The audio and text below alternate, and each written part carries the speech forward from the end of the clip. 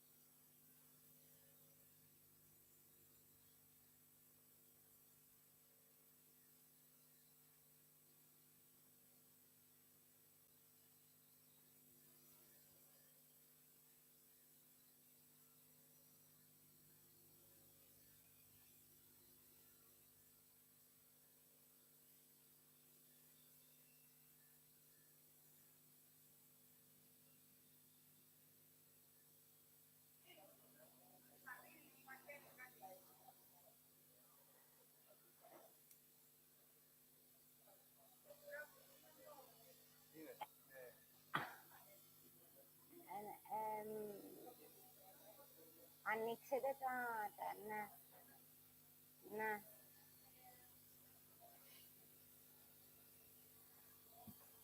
Welcome everybody. Welcome in Cyprus. Welcome in a very special session of our committee. I'm really very happy that I can see here in Nicosia friends, colleagues, for first time, I suppose. Some of them are for first time, some of them are the second or third. It's not a specific session for our committee. It's mainly a special session where we will discuss various things regarding this 3 days meeting. And I have a surprise for you. You will learn Greek. It's the first time as a chair that I have the honor to speak in my language, in Greek language. So I can see Roel's face. Roel, don't worry, because we have parallel translation in the 3 official languages. So you can put your headset, because it's the first and my last time in my life as a chair of this committee that I will have the possibility to speak in Greek.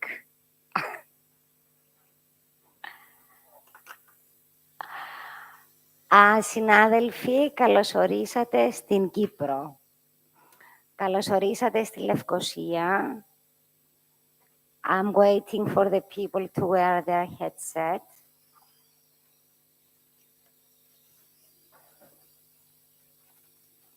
Do you have a headset?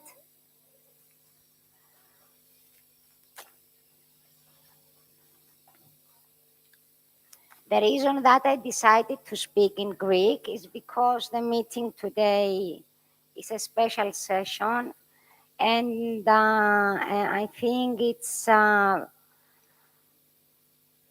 important, being in Cyprus, being in Nicosia, to use this opportunity that I have to speak in my native language.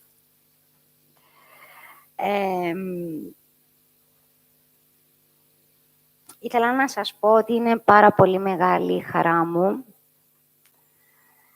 Νιώθω ιδιαίτερα μεγάλη τιμή το γεγονός ότι συναντιόμαι στον τόπο γέννησής μου με φίλους, με τους οποίους συναντιόμαι για πάρα πολλά χρόνια στη Γενέβη. Are you okay, Peter? You don't have a... It's one channel? It's just one channel. Γιατί...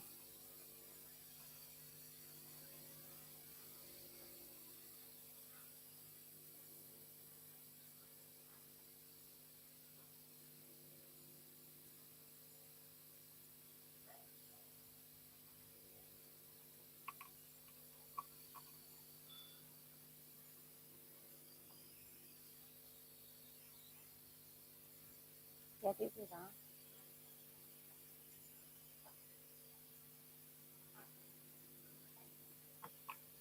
Το δικό μου δεν το βάλω εδώ. Τώρα λίγο.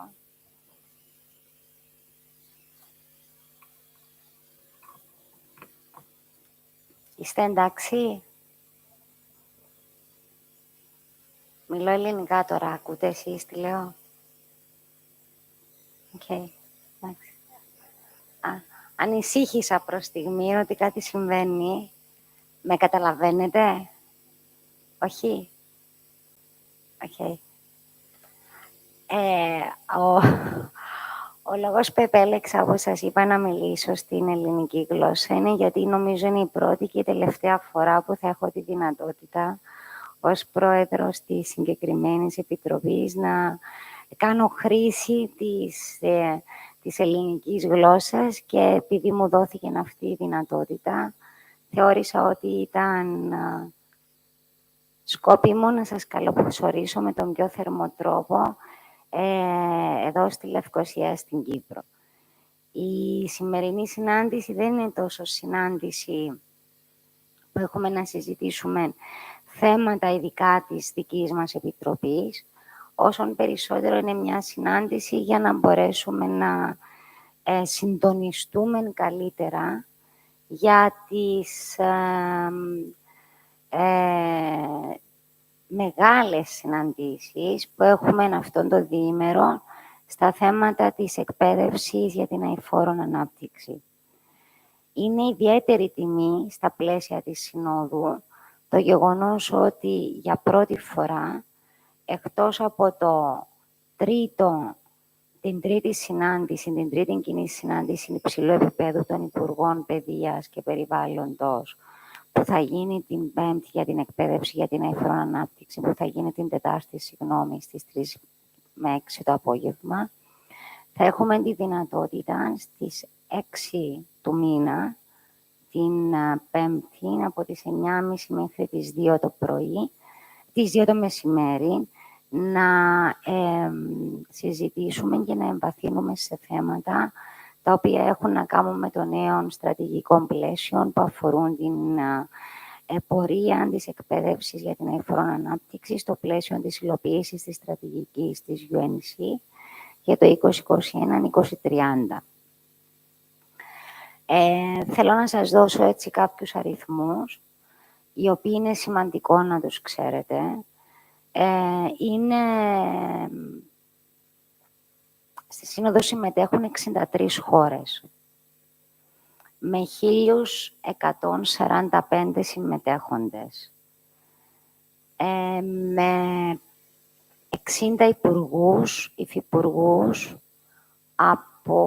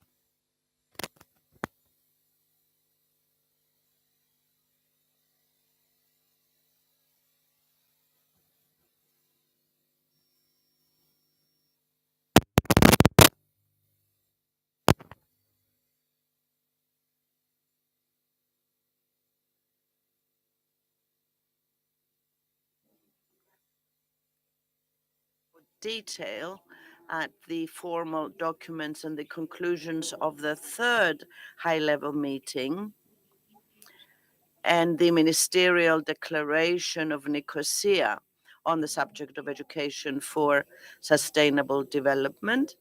The agenda as it has been finalized and shaped, because it's important for you to know firsthand the schedule and the program for tomorrow, given that many of you are actively involved in that process. We will also talk about the side events that, in the context of the ninth ministerial conference. Something else that is a source of joy for us is the fact that despite the difficulties, despite the doubts, despite the issues in the whole panic, if you like, or of organizing this huge conference, our committee managed to come up with two important documents: the progress report for the fourth phase of implementation for the years 2017-2019. And of course, I want to thank all the countries for submitting their own national reports that enabled the drafting on this final report. And also the second publication, which has to do with youth, with young people and their involvement in sustainable development. I want to thank Simon Herdeler, who undertook the coordination of this entire process and helped put together very interesting articles and texts, which offer a cohesive picture as to how young people are involved in these issues of sustainable development. I think you all have the invitations.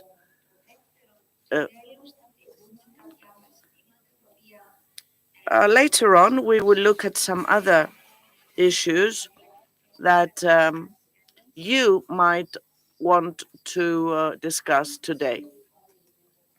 If you agree with the program, we can continue with the first item. Is everyone okay? Is there anything anyone wants to add or discuss? Good. So let's go to the official documents, which we will be discussing tomorrow in the third. They will be discussed tomorrow at the third high-level meeting of Education and Environment ministers. The first basic document that we will discuss tomorrow, and we're all quite familiar with it, I believe, and it was the experts group that drafted that document, the new framework plan for the action plan for the 2021-2030 period, is the strategy document on which we will focus tomorrow.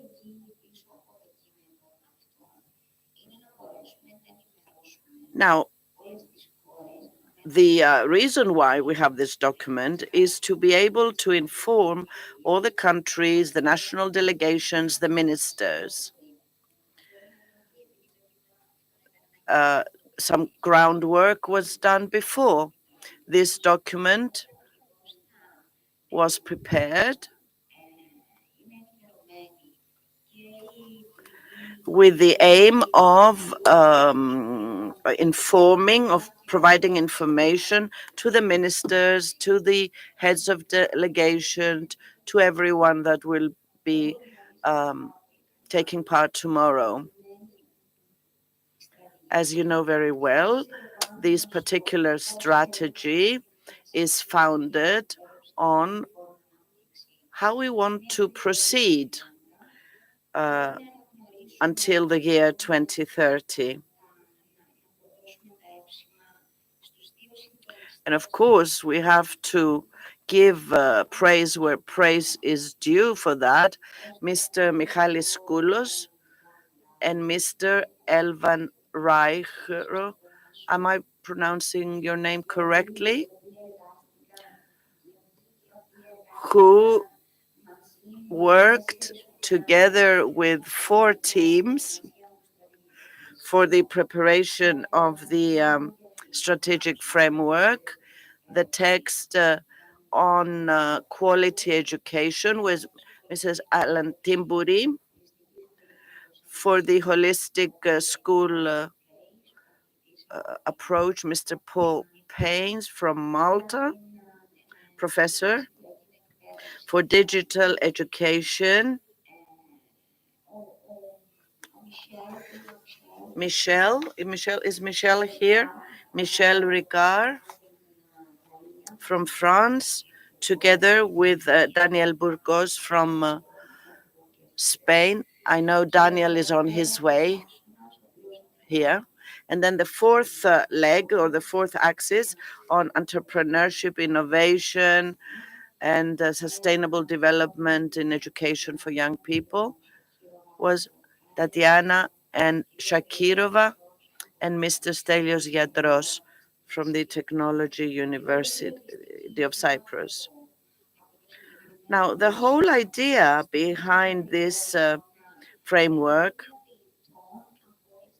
is that all countries should understand that this is the document that we will have with us until 2030. It will stay with us. Apart from the theoretical framework, as positions of this committee, very clearly on the 4 basic pillars or axes, the vision, the strategic framework, the axis, and the activities that will constitute the goal of the committee for the remaining time. This is the text that will be analyzed and discussed in 4 basic panels tomorrow. It will be presented and then it will be discussed by 4 panels.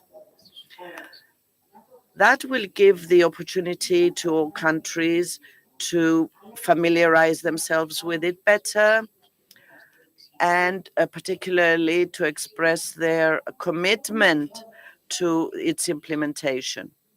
This is the first policy document. The first policy document, has to do with the ministerial statement or declaration for education for sustainable development.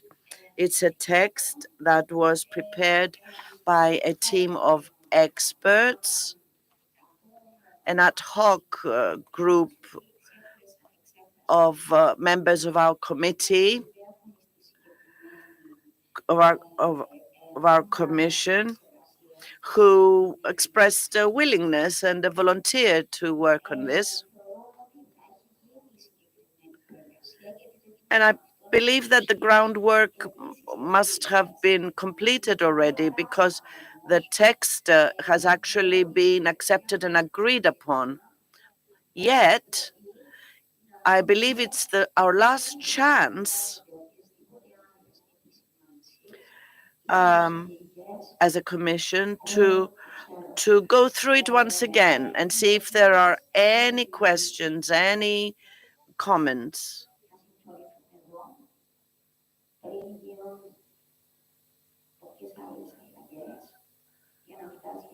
and we can discuss those before making any changes to give the final text tomorrow. Let me just say that any comments, any suggestions, any proposals must be very short. The text is not conducive to large changes because this text was prepared in our remote meetings that we had many times. It was sent to other countries with an opportunity to express their positions. Simply, we want to be consistent to what we said in the last meeting, that this is a living text. It's still alive. It hasn't been, it will close in Nicosia. If there are changes, small changes that we can feasibly add to the text, then we will do so. On the 30th to 31st of May in Geneva, we all agreed on this text. That's all I wanted to say at this phase. I don't want to take too much of the time here, but give the floor to all of you to give us your views on the text, also on the other items of the agenda, Because as I said, this session, this meeting this afternoon here has a purpose of more for us to get together and discuss some things before the official opening tomorrow.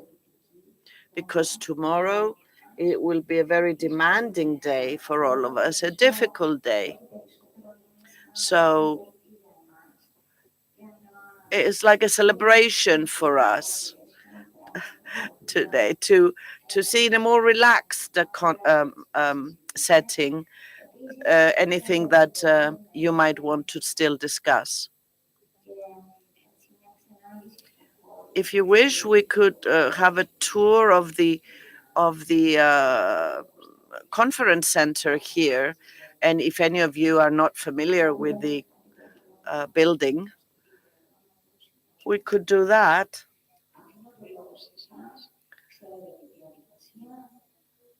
So, the floor is yours. The floor is yours.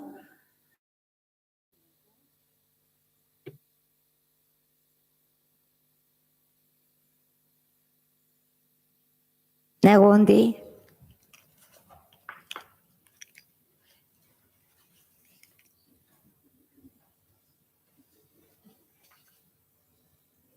You have to open. I never, yeah. And press the button. Sorry. Good afternoon, and I'm sorry to be the first one to take the floor. And first, thank you very much. All those who have worked behind this, I think you deserve a big trophy. But on the issue of the ministerial statement, just a couple of comments. We have the Environment for Europe process happening now, focusing on infrastructure and sustainable tourism. It's a little bit strange that this ministerial statement has zero reference to infrastructure and tourism. And I think if there is a way, if you look at paragraph 17 of the Environment for Europe ministerial statement, they are actually talking about strengthening and scaling up ESD, but our statement for somehow does not say the discussion that is happening. And then in the context of even the four strands, infrastructure and tourism actually are the biggest employers in terms of employment, entrepreneurship, innovation. So since you said you don't want a long statement, my suggestion would be, if acceptable, to go to paragraph 8D in the current draft, and to add in bracket maybe including infrastructure and tourism sectors. I think I have written it out somewhere. I will. Sorry.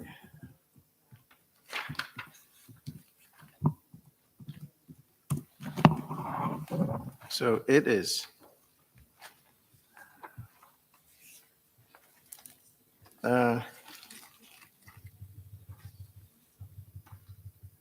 So if you look at paragraph 8D, that starts with connecting ESD, then you go to the line that talks about uh, new jobs related to green and circular economy, in bracket, including in infrastructure and tourism sector. So you were just adding uh, 2, 3 words into that, and then we're making a link to the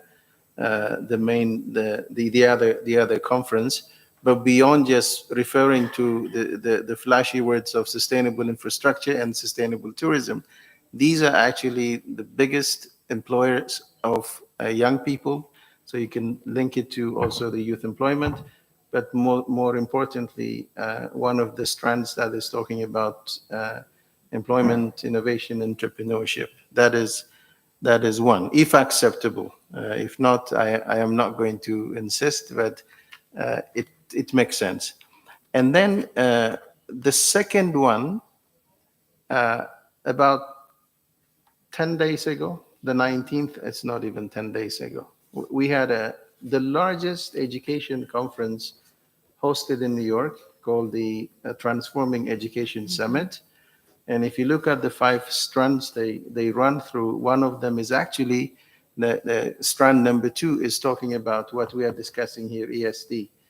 Uh, it's again, it's a little bit strange if we don't mention something about maybe in the preamble part.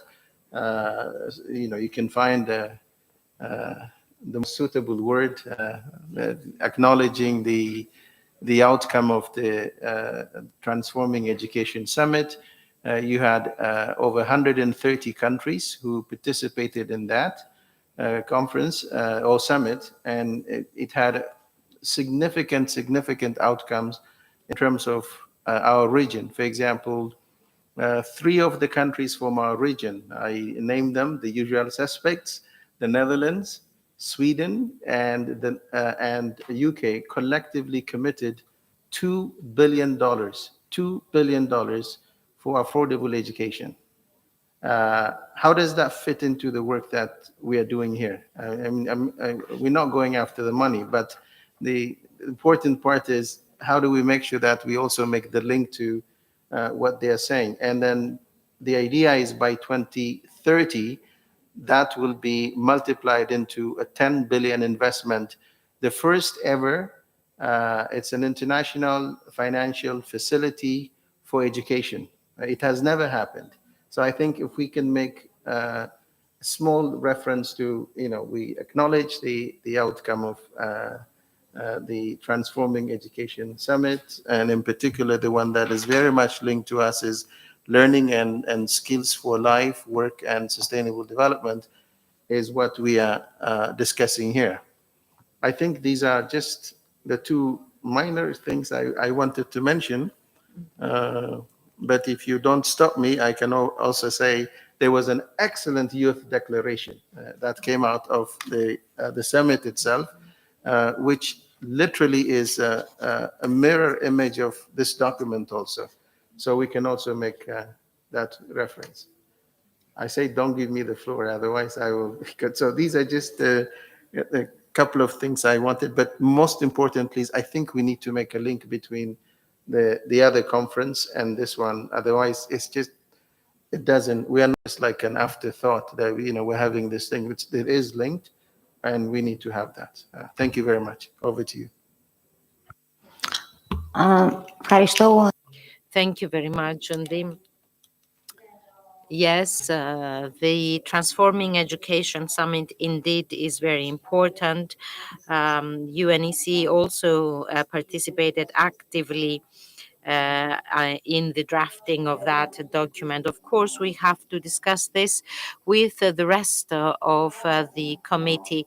Now, your reference, I'm going to joke a bit, your reference to the 10 billion, you said, 10 billion 2 billion that will be multiplied in 2 billion is the pleasant perspective, the pleasant prospect that if we include transforming education in the ministerial statement, you think that it will help us draw funds as a committee? Is that what you think? You think it will help? It's a nice way of showing the disconnect between these different processes that we have. And if you look at the countries, the major countries, the UK, Netherlands, and Sweden, they are from our region. And I can ask you a very blunt question. How much are they investing in the ESD process? But they are willing to invest 2 billion into this. And then this, by the way, is starting on the 1st of January. The 2 billion and something I left out is actually they are joined by the African Development Bank and the Asian Development Bank. We do have a European bank also. So what is that we can do as a committee? Maybe this is after the conference, we need to discuss this. How do we involve the bank, the European Investment Bank? We do have banks in this region. So can they join their sister banks of the Africa Development Bank and the Asia Development Bank? So 2 billion starting January, and it will grow to 10 billion by 2030. That is it's not a storyline, that is the commitment. So yeah, over to you. Ευχαριστώ. Roy from Netherlands. It's always good to learn what colleagues are promising in New York. I support the relation between our work and what was on the summit in New York, but I don't think it's wise to mention the budget because it has to be decided yet. So just make the link to the summit and perhaps an extra connection with the European Union Green Comp. That's also a rather recent document that we can align. So I go with you with that perspective, but you're, I think, too decisive on the budget. So please wait for to be decided. Thank you. Ευχαριστώ, Ροέλ. Βέρα. Vera. Πρώτα απ' όλα, First of all, I'd like to say that I'm very happy that I am in lovely Cyprus, in beloved Cyprus, and I see friends since a long time ago. I mean, we got used to looking at you on the screen, and it's wonderful to now see you face to face. With dear Undi, we just saw each other for the first time physically. So something very important is happening in Cyprus right now, and something great for the environment, for tourism, for education, and especially as to everything that concerns us about education. And it seems that certain things are now understood on a political level as well, because this link that you mentioned between us and the Transforming Education Summit, which is the very first time on the UN level and not on the level of projects or programs, is the first time that this reference is made. And because these two are political documents, I think that we must indeed do this connection somewhere. Of course, we're not going to mention amounts, but it is very useful to know that behind this, perhaps we could see something as well, because political texts are political texts, but the financing part is the part that they look at the less. So I think that we do have this opportunity to make this link. And in relation to the framework, we may not be able to see right now where we're going to put this as a phrase, but in general, it's good to make these connections, as well as the link with another UNESCO initiative. I think it's called Global Partnership for Green Schools, something like that. So it's really good to mention all of these links and connections, cooperations, synergy. Don't forget that the goals for sustainable development number 17 is the most important. I truly feel very lucky to participate in this process and be a part of it, and I agree with everything that was said until now, even with what Udi mentioned, that because it has to do with jobs and youth and infrastructure and tourism, and the connection to education and tourism might be something that we need to look into a bit more. I think it is worth mentioning it. Thank you, Vera. Someone else? Michalis. Thank you in my turn. Thank you for the opportunity. Thank you to all our friends who are here today, and Wandi for the additions, for the proposals and suggestions. I agree, I absolutely agree with what he suggests. As you know, we also have the Mediterranean meeting, and in the action plan, we have already included there these elements, because indeed the action plan was drafted later, but this one was drafted before the events mentioned by Undi. And I think that because of compatibility, I would say that we should add them as well in this statement. Thank you, Michalis. Someone else? Anyone else would like to take the floor? European Eco Forum, thank you. Thank you, Chair, very much. I would like to make some comments, especially to the framework for education. And well, if you look at the Vilnius Declaration, for example, there is no any mention about climate change. Now, in this framework, the climate change is mentioned quite many times, and that's perfect. But what I'm still missing some topics there. For example, the biodiversity loss is there, but it's somehow still I see that the biodiversity crisis has much lower PR than climate change. And if you see the research, so it can be more dangerous than all the climate change. So this is one my comment. And the other comment is that, well, I was the organizer of the first conference in Dobříž 1991, and maybe some of you remember that there were 3 sessions, and one of these sessions were on human values. And I see that well, the topic of human values was somehow lost in this Europe Environment for Europe process, and education is the part where we can bring it back, because well, the topics connected with climate change and so on are really related to human values, to change of values. And in that sense, I am missing some topics there as climate justice, planetary limits, beyond GDP, well, movement, just transition. And well, as IPCC, for example, declared that we cannot solve the climate change crisis without systematic change.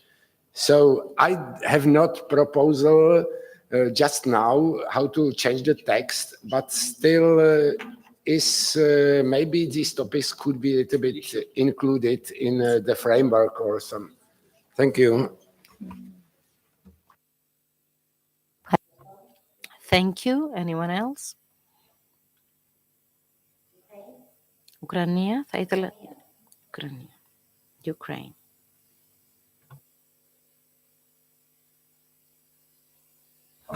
No. Я приветствую всех присутствующих. I would like to welcome all the participants, and I personally thank Arabella for the opportunity of Ukraine to participate in our meeting in this forum. And I would like to render the congratulations of our government, of our Ministry of Environment and other public organizations and educational organizations. There is an impression that our European colleagues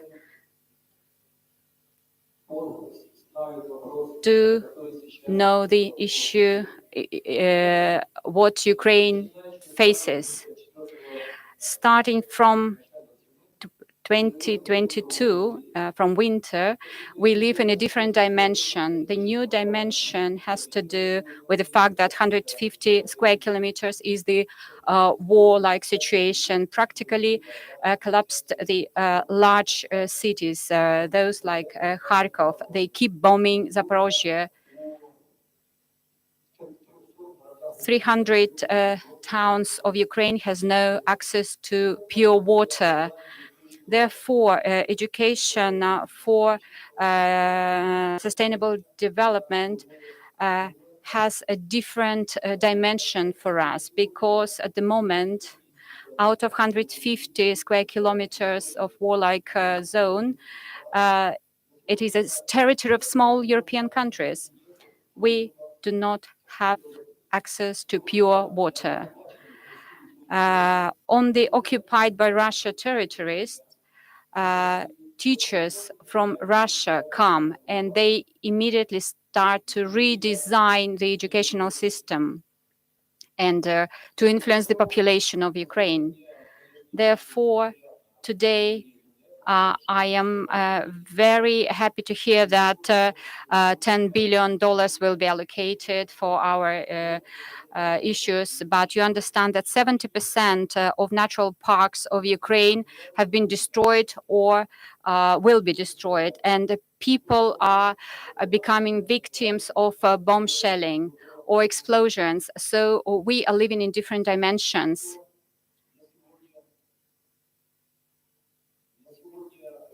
Today, resolution of our conference was prepared much earlier. I think we have to add the issues about supply of elementary educational programs. Today, academia, our Academy of Science have joined efforts with public organizations and civil society that deal with development of educational programs. The chairman of this organization is here today, Mrs. Marina. So we join our efforts in order to, on local area all over Europe, in order to join efforts to deal with elementary education. I would give some figures. At schools of Kharkov, which is 2 million population, they destroy 70% of schools and 90% of universities. This is a targeted destruction of educational system and people. Therefore, we are standing on a platform. We are backing up Europe. So I want you to talk not only on success, about success and about financial issues, but I want you to look at the center of Europe where the natural reserves have been destroyed. Moreover, you understand that today demining and building new schools are very important. Every square kilometer has destroyed Russian tanks, cannons, etc. Our forests are destroyed. If you have a look at from space, it is our big pain. So I want you to put into this declaration some issues for rebuilding of educational system in Ukraine. So I hope we will have the support of our colleagues. Thank you.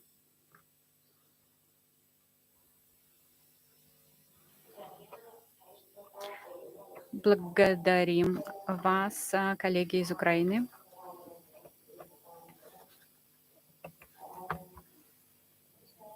Не знаю, может быть, кто-то еще хотел бы выступить?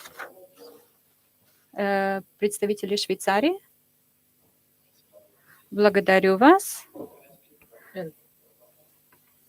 Parfait, merci beaucoup. I would like to the amendment of the declaration, and I would like my colleagues who have more experience on this issue to give me their opinion. I would like to mention a more pragmatic point. I think that all our ministers are meeting now, I think, and it is indispensable to be clear about the issue. And here I would like to know the opinion of the colleagues, members of this committee. So I suggest for this declaration that has been the subject of months and months of work and that will last 10 years to stick to the text as is. I think that if we do not mention the conclusions of the summit, that this declaration will have less value. And there are consequences to any amendment to this declaration. And of course, there are discussions about votes concerning framework that is somehow reasonable, I think. And I think that if we need to modify anything, it should be for really necessary issues and indispensable issues. Of course, these suggestions are important, but we will all have something to say about every point of this declaration, and we will never finish. Thank you. Thank you, Helvetia. Thank you, Switzerland. Thank you. Before I make any comments, I would like to give the floor to the Netherlands. Thank you. I think we have to make a distinction between the framework and the declaration. To the colleague of Ecoforum, I want to mention that the issues that you mentioned are in the framework under 18D and under para 43. It's just a slight reference to some of the topics that are under the umbrella of education.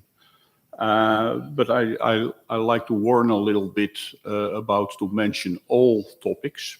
We can't extend all the list of topics that are under sustainability, and we have the Sustainable Development Goals as an umbrella for the content. So I'm sure that there will be no shortage in the framework as such. And of course, sometimes my country in the Netherlands find water education very important. You can imagine we are below sea level, so water is important. But it has no use to just give it an extra accent in the framework as such. Saying that is the difficult part is the declaration, because that's a political document more than the framework. And I think if we want to make some slight remarks, it has to be in the declaration and not in the framework as such. So thank you. Thank you, Netherlands. Thank you, Royal. Does anyone else want to say something else? Okay, I'd like to start from the statement made by Ukraine, which has a particular gravity regarding the reference. I'd like to remind all of you, and please allow me to do so, that the specific 9th Ministerial Conference is hosted on an island which currently is divided in two, and it has been occupied for the last 47 years.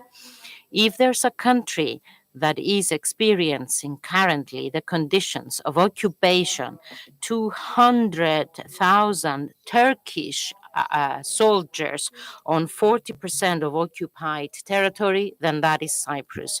So you realize, and this was a matter that was put on the table both at the meeting that took place in Geneva at the 17th meeting of the committee, that we all stand in solidarity towards Ukraine. We all stand by the side of Ukraine. We support, we understand, and even more so myself as the chair of the committee, because I come from Cyprus and we have already experienced what you are currently experiencing. War is war. War is always something that must be condemned, no matter where it's happening, no matter where it's taking place, on any land, on any corner of the world.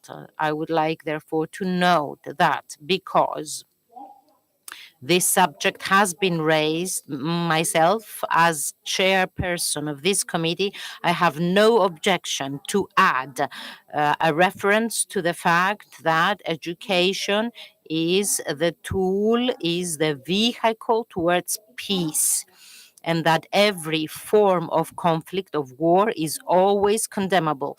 Because, as I've said before, today is Ukraine, yesterday it was Cyprus, tomorrow it will be another country. What we are looking for is to say that we are a committee for education for sustainable development, and we have a duty to stand by the side of every country that is experiencing what you have experienced, that is experiencing what my country has experienced, and many other countries. My position is, therefore, because this is a ministerial declaration, and this is a declaration that shall determine for the next 5 years, up until the next meeting, the views of the ministers. I think that what we all want is to stop war, no matter where it's taking place, and that we, as bodies of education, as vehicles of education, we must fight for peace. If you agree with this, I have no objection whatsoever to include it, because otherwise we will follow a different kind of reasoning that is quite sensitive. Perhaps I would want to say that Cyprus should also be mentioned about the Turkish invasion and occupation. For all of us, what we're looking for is the same: to stop the war in Ukraine, to stop the war in every other country, and to have peace and security for all. The second that I want to say is that I will agree with Switzerland. This text has been discussed very many times. Everybody has something to say about it, and we have a lot of things to say about it. Point is that the possibility was given to all 56 countries to state their views 30 to the 31st of May. When this was put on the table before the plenary, it was agreed that this is the basis, and we shall walk with this. Minor changes, as we've said, are acceptable and accepted. Changes that will, however, change a text that, as it has already been mentioned, it took such a long time to prepare. It went through consultation already.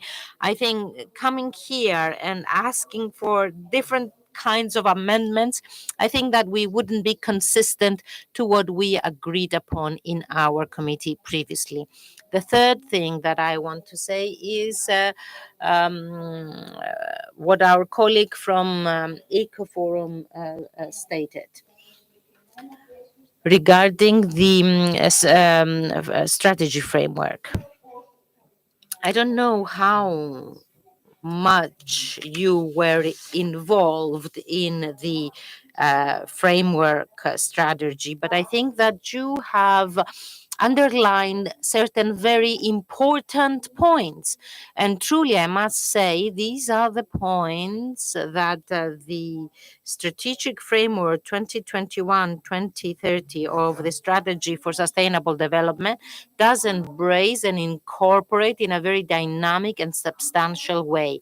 If you read the text, especially the introduction, the preamble, from the beginning to the end, you will see that it is a text that is very inspired, and it brings to the forefront everything that you've mentioned, all the questions that it asks, all the thoughts described therein have to do with what you said before about values.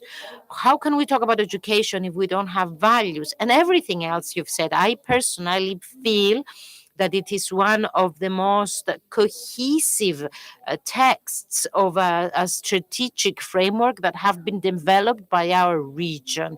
And it goes so much into depth that it not only includes climate justice, but it also refers to climate crisis, biodiversity, but also it refers to minorities, gender equality issues, vulnerable groups issues. It refers to topics that have to do with peace. The essence is not to values is a huge chapter, and within this strategy framework text, we tried to bring forward this part of human values, noting that in order to be able to achieve this change, we have to focus on this specific four axes. So apart from theory, this text goes in depth on a more practical framework as to how to move forward as countries in order to answer to the questions that we're asking, because these questions are raising questions of values, but we want to answer them and implement them in the following years. Of course, it's not just about as you know, we have to specifically refer to the sustainable development goals and the global agenda of these. Therefore, within this strategic framework that it took us 3 years of consultation and 10 revised texts, I think that we can be proud as a committee for what we have before us today as a result. I personally, because I had experienced this effort that was made, it is truly a joy, and I feel very proud because this is a very cohesive document, and it responds to the challenges that we are asked to tackle as a region and as a regional committee and in cooperation with other regional organizations. I don't know if I've left something behind, but I see Michalis wants the floor. Thank you, Arabella, for everything you've said. I don't want to add anything to what you said, but merely I want to remind you that in the text and in other paragraphs beyond the ones mentioned by Roy, there is reference to biodiversity and values, and in the declaration as well. One thing I want to say, however, since, if I understand correctly, we have accepted to add what Wendy proposed earlier. So that covers what chronologically happened between the completion of the text and the condition prevails today. If I understood correctly, your proposal, Chair, is to see how we can integrate something serious, some serious statement about the Ukraine. I remind you that there are already 2 paragraphs in the text that refer to armed conflicts and also to hazards to education, in particular during humanitarian emergencies. Is that in the ministerial declaration? In the declaration. So in these, there are these 2 paragraphs are already there. We could make a very small but significant addition there for the subject that was mentioned earlier. We have the 2 paragraphs. One says, concerned about the hazard to education and ESD in particular, underfunding during humanitarian emergencies and crisis. And the other says, acknowledging the importance of the marginalized populations, including children, women, refugees, and persons affected by armed conflicts, crises, natural disasters, and the rest.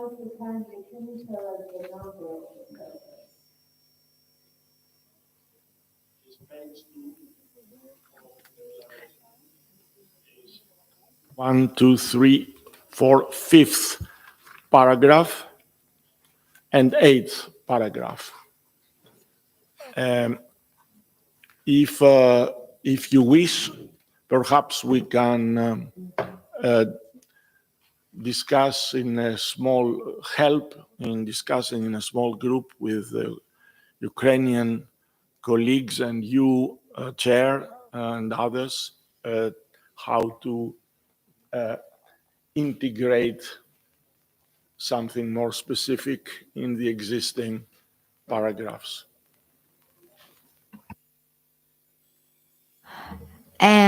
Θέλω να τονίσω κάτι, Μιχάλη. I want to emphasize something, Michalis. War is war, wherever it may be raging.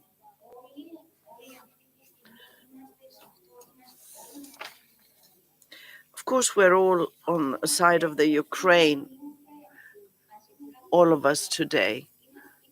I hope we don't need to be with some other country in the future. I hope we will not be the victims of war soon. So what I'm saying is that the message should be in favor of peace against war, anywhere and at any time.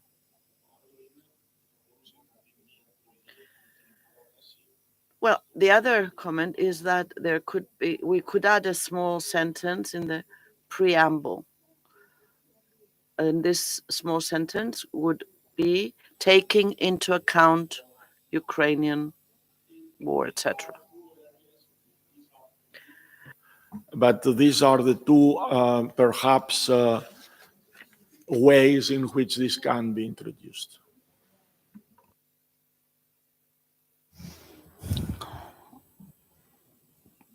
Υπάρχει κάποια τοποθέτηση? Any other comments on this? Paul. And thank you for the opportunity to speak. I'm with academia, but I didn't have my flag with me. I just wanted to speak to this point. I think you're right in saying this is a generic, universal document that should be quite timeless because we're talking about human values and a certain type of education. If we start to make it very particular, even in a moment of huge crisis like now when Ukraine is suffering an illegal invasion, it dates it to that moment and talks about this war as if it is different from another war. And I think that's the point you're making about Cyprus's history. And I think in a way the statements are more powerful by keeping them generic at this level. I would very much welcome a political statement coming from this conference about the Ukraine situation from those in the main plenary meeting, because that's where those things can be agreed. Otherwise, we are feeding something into an agreed document, which can unravel it, and then nothing gets agreed. So there's some danger in integrating things at this stage. That's one point. If you don't mind, like my colleague from UNEP, I've been given the floor. And I think it is about that point about adding another dimension of the transitioning education and the billions that have been granted in New York. If there is a part of that declaration which specifically mentions education for sustainable development, it should be something that should be acknowledged and recognized in the preamble. But if they didn't talk about education for sustainable development, then again, I would say, why are we picking out one initiative for education and not all initiatives for education? In fact, it concerns me when I hear of billions spent on just education, because we know, we've just heard, education can be a weapon. Education can actually be against the environment. In fact, the more educated we are, the more damage we do. So just money for education worries me. If it's education for sustainable development, for peace, for something quite specific, we should absolutely acknowledge it in the preamble. But that's the last point I wanted to make. Thank you. Ευχαριστώ, Paul. Βέρα. Και τα δύο κείμενα. Ob Dokumente.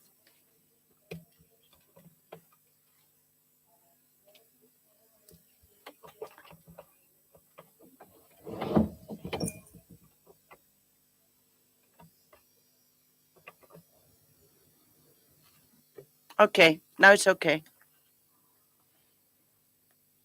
Oh, one booth has to release the channel before the other one gets it, so that's the issue.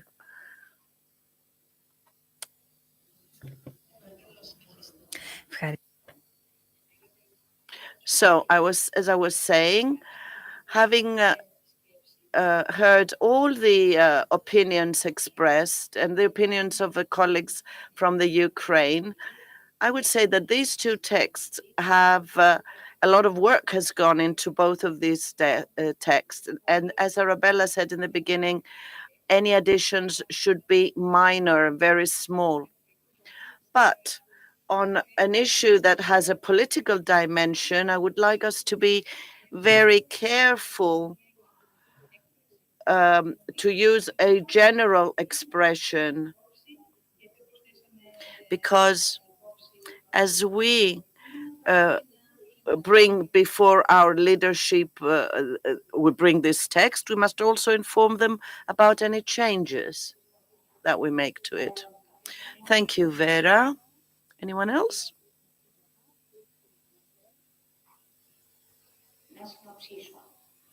Okay, let me summarize and see where we are.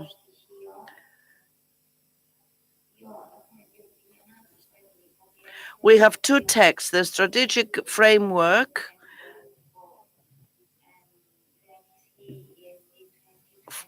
for 2021-2030, which personally I believe summarizes everything that was mentioned before. And it is a text that will be discussed a lot in the next few days. Now, as to the ministerial statement on education for sustainable development, my position is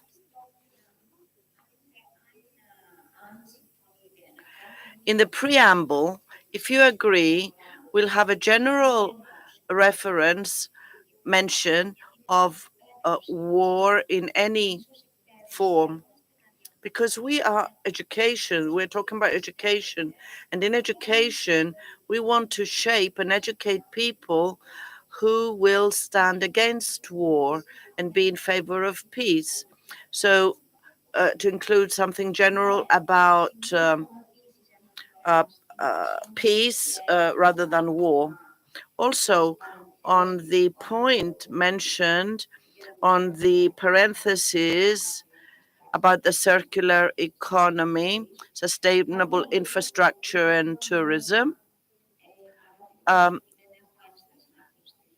have no objection to add that, Mundi, But I would say that the particular ministerial statement was focusing on the sustainable development, on the global agenda, which is all part of the process.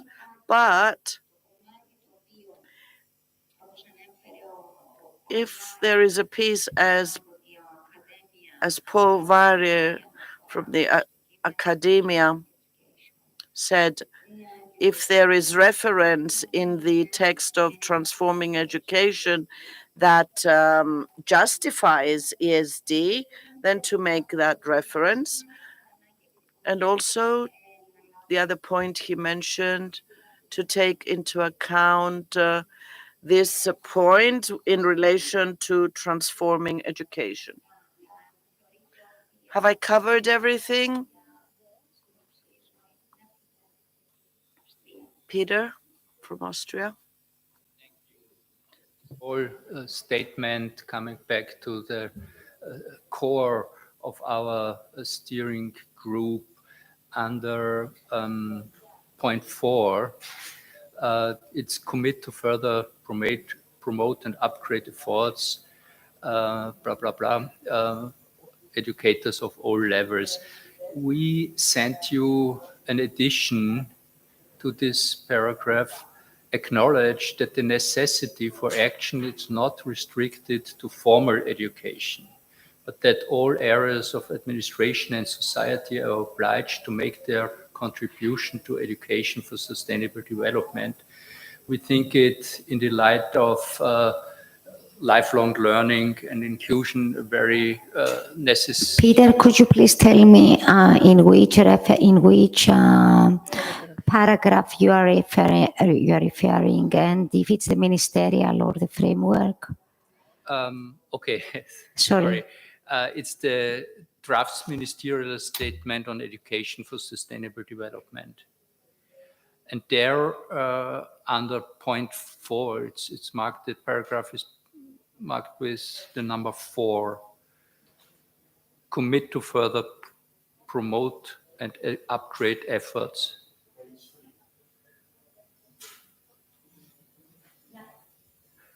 And I think it's as I see it, please correct me if I have a wrong counting, it's the second time that even the ministers of education are included in this high-level ministerial conference.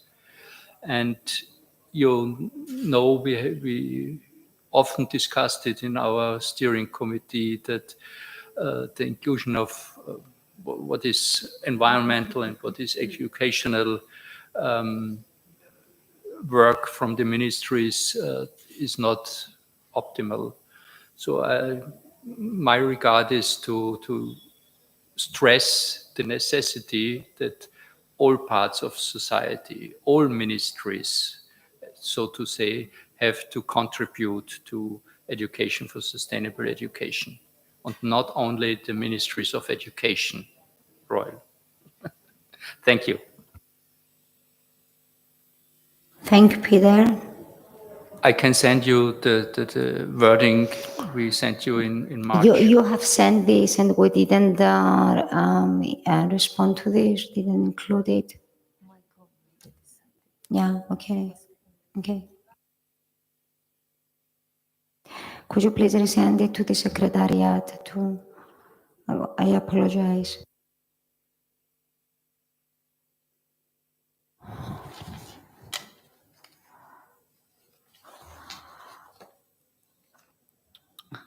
Θεωρώ ότι μπορούμε να περάσουμε στο... I think we can now go to number B on our agenda that has to do with the program of the third high-level meeting of education and environment ministers. Yesterday, we completed the agenda for tomorrow's meeting.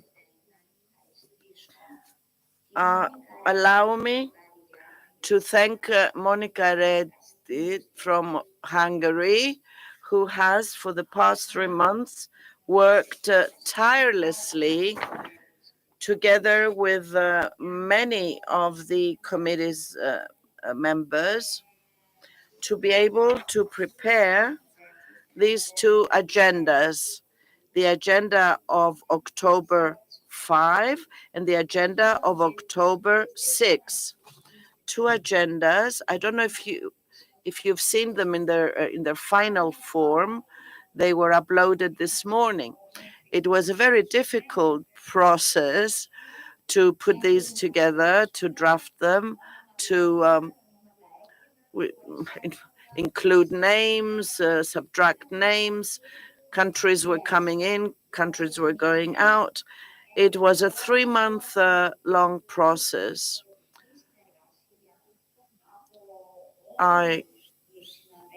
There was great cooperation among all the members of the committee, and all of you have contributed in the best possible way. I don't know if you have the agenda in front of you. I'd like for us to talk about it a little bit.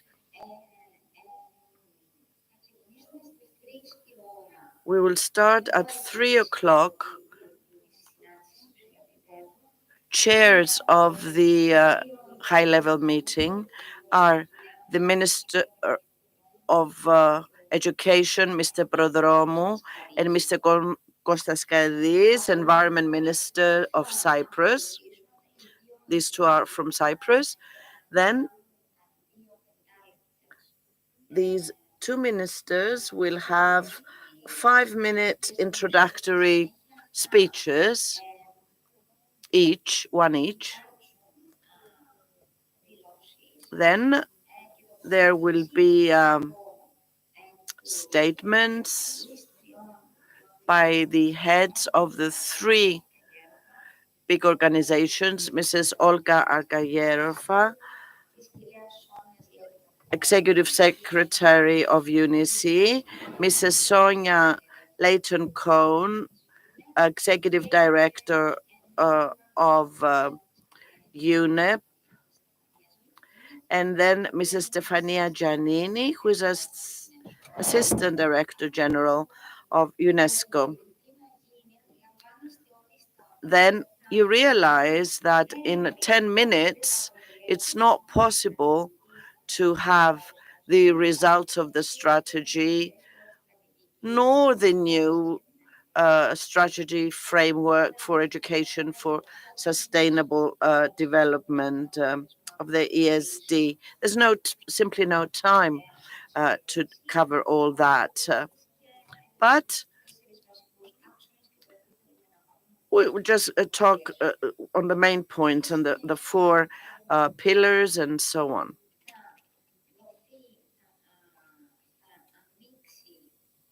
Following that, the ministers will have the floor for 1-minute interventions each on the new strategic framework for ESD for the period 2021 to 2030. Sorry, for the UNECE strategy for ESD, yes. This is quite innovative, because in a very formal way at the high-level meeting, the ministers or their representatives are called to take a stand on this strategic framework. So I would like to call on the countries that despite the fact that the Secretariat has sent emails to everyone for interventions from the various countries, and there is still some time for the countries to have their 1-minute intervention on the strategic framework. And not just the countries, we have the ministers, the countries that have already asked to intervene, of course, and also other groups could also have the chance. Then we will have the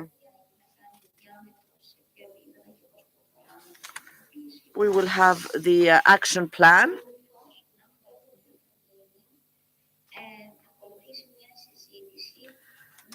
That will be followed by a discussion in the form of panel discussion, and the moderator for this.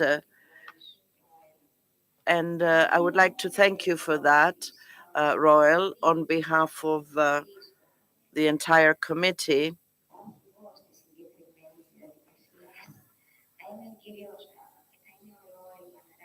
So Roel van Rijk from the Netherlands will be coordinating those panel discussions. He will be asked to call the panel to take their places, the panel that has to do with education. The Minister of Education of Honduras and of Georgia.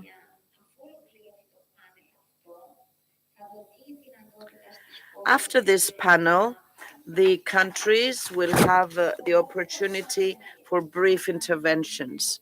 The second panel has to do with the holistic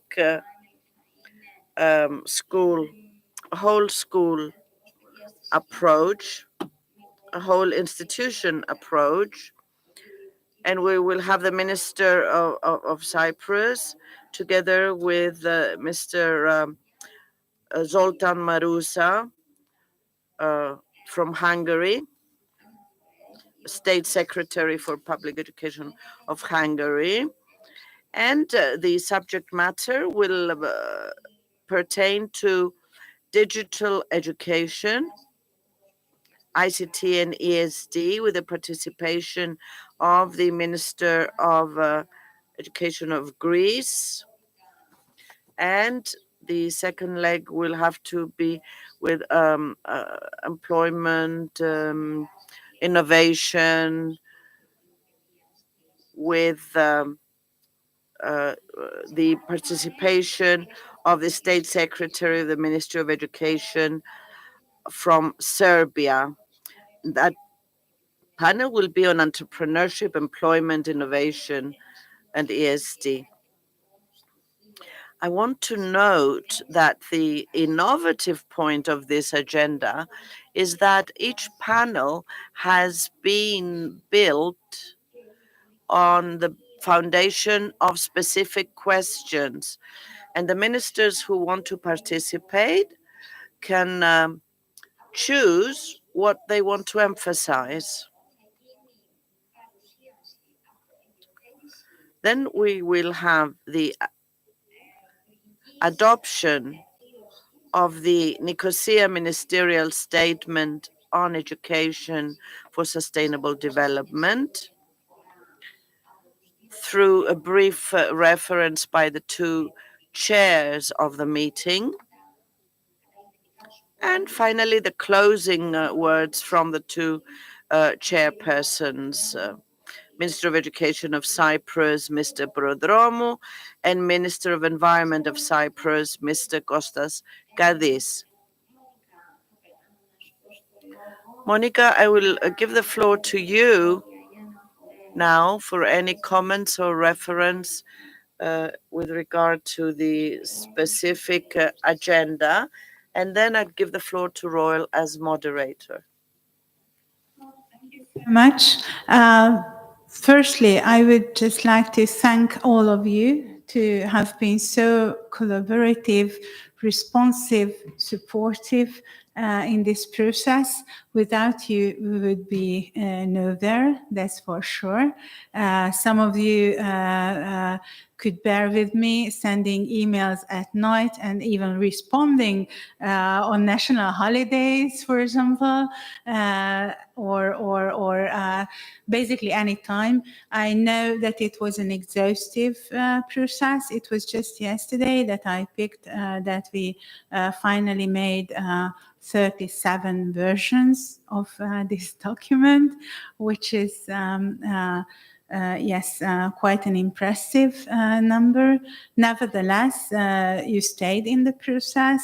You stayed in the collaboration, for which I'm very grateful.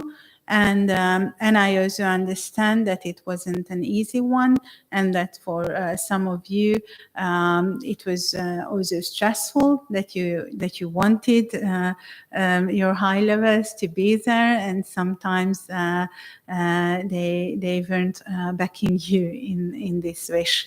So we understand everything, and we are really thankful for all the support we got. I will have some comments for the next item, but for this one, I only had this. Thank you. Ευχαριστώ, Μόνικα. Thank you, Monica. Netherlands Royal, would you like to say something, add something? You will be sorry that you asked me to moderate, but you will be aware. Okay, the structure is very simple. I give the word to the minister. They talk about what I want. Then I close it. Then it's up to the audience, and there are prepared interventions from the countries. When they finished, there is still time, there are open interventions from the audience. And then I'm rude enough to close when it is time and go to the next topic. And that we repeat 4 times. That's what I have to do. But you notice perhaps that in the last 2 topics, there is only 1 minister in the panel. So that could be a very interesting discussion between the minister and me, but that's not what is happened. So in that case, I propose that we have the minister, we have the prepared reactions from the member states, we have open questions from the audience, but if there's still time, and that was the surprise, I like to ask the strand holders to give a short reflection in that case. And in the case of ICT, Mr. Ricard, Michel, he's still not aware. Hello, Michel. If there is time, perhaps I give you the floor for a short reflection on this theme, if it's okay with you. Yes, of course, we know we're talking about, and the same for item 4, when it is about the entrepreneurship. Tatjana, you were one of the strand leaders. Are you prepared, if necessary, that you give a short reflection on what is said already in the audience?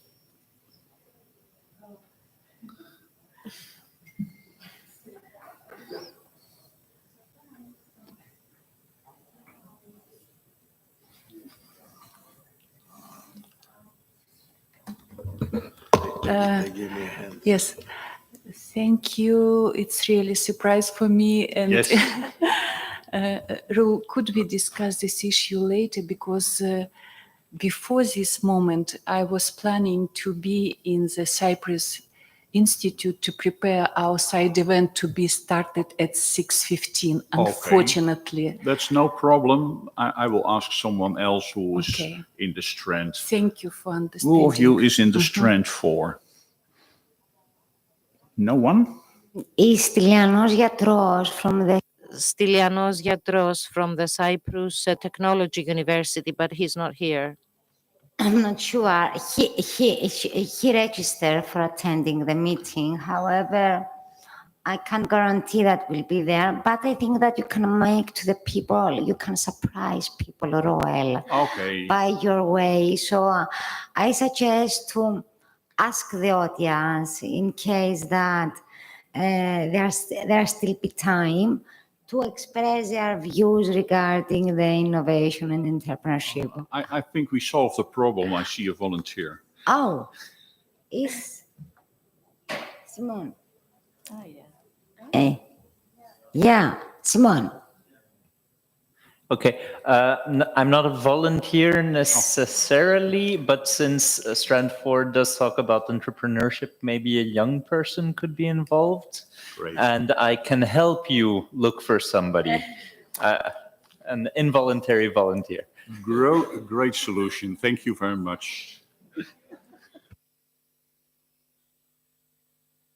Simone, thanks. Αυτή είναι η ατζέντα για τις 5 του. This is the agenda on the 5th of the month, the agenda on the 5th of the month. However, what we did also, which is a very important innovation.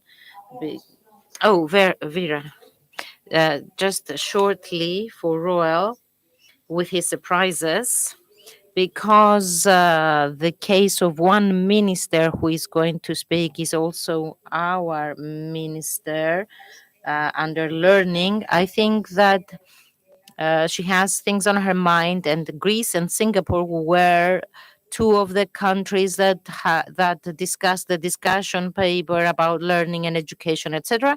But in case you have more surprises, will questions be asked by the participants to the minister, or are you just going to ask if they have something to say? So the minister will have the questions, will answer the questions, and then we will have interventions just to clarify this. Okay, thank you. In any case, Vera, you are well aware that in such meetings, high-level meetings, the framework is very strict. We follow a strict timetable that commits all of us. I think that it is clear how the text will move along. 3 questions, discussion, 5 minutes, actually, whatever corresponds to each of the ministers, and then the floor is given to the rest of the audience. For example, Cyprus has already stated that they will intervene on the axis, on the strand for digital education. So don't worry about that. There's no worry. So, if we prepared on that, we'll move on that. I'm not concerned. I think it's just because I wanted to know the exact procedure. That's all. Any other questions? Yes, Royal. Just to comfort you, I'm aware that I'm not used to not want to surprise ministers. So I'm a little bit polite enough to know that that's not the case in this kind of conferences. So I leave the ministers and they have their say, and the surprise will be in the audience only. Thank you. Ωραία. Να κινηθούμε προς... Okay, let's look at the agenda for the 6th, Thursday. What I wanted to say, this is an innovation. As you're well aware, it's not in the framework of the agenda of EFE. It's happening for the very first time, and it's happening for the very first time given the fact that it was requested by Cyprus for education for sustainable development to have an important place at this meeting, at this conference, and as a main axis of the 3 topics, but also as for the time, mostly for the discussion of the specific topic. The reason is because I personally feel, as chair of this committee, and through the work that we've done all these years, that it is high time that we come forward more dynamically and show the work that we have done and to communicate, ladies and gentlemen, what we expect to do in the next few years as a committee. So the meeting for the SINGs, which is from 9:30 to 2, aims particularly at this, to give the opportunity to go in depth discussion with in the form of panels that shall have to do with the way in which we shall implement the education for sustainable development strategy, how organizations will contribute towards this direction, what are the challenges, what are the needs, and what are the issues that must be examined in order to reinforce the involvement, the engagement of young people in issues for education for sustainable development.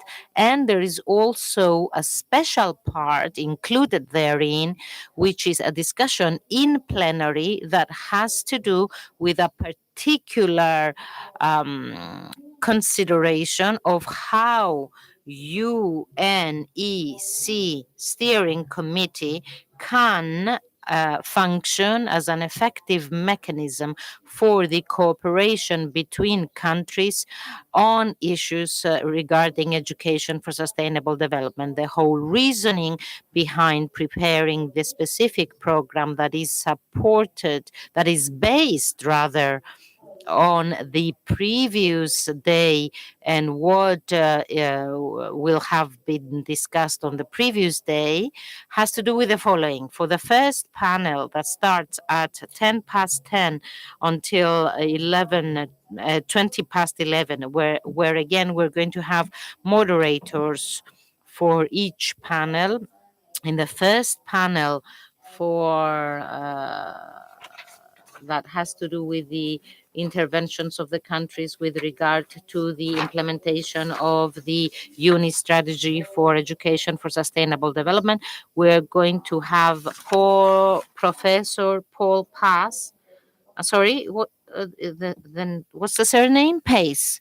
Professor Paul Pace from the University of Malta, where the whole discussion will be about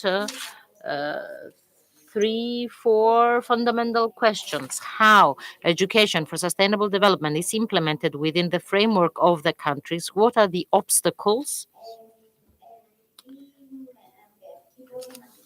What are the concerns regarding the successful implementation of education for sustainable development within the national framework of each country?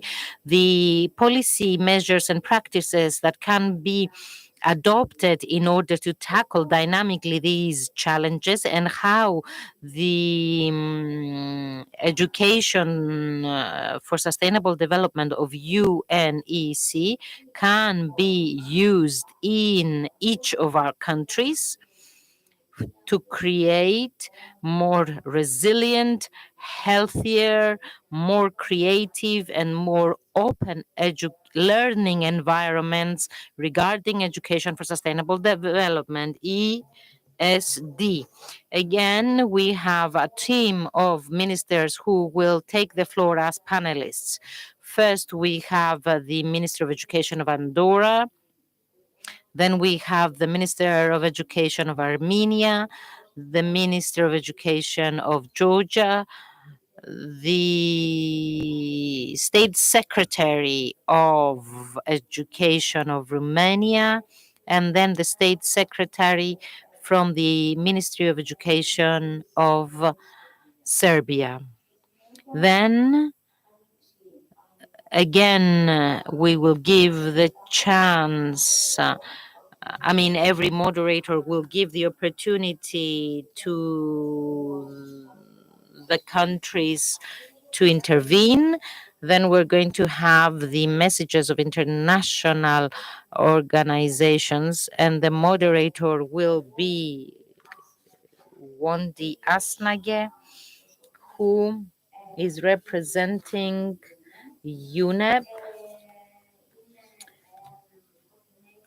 coordinator at the Europe Office of United Nations Environment Program.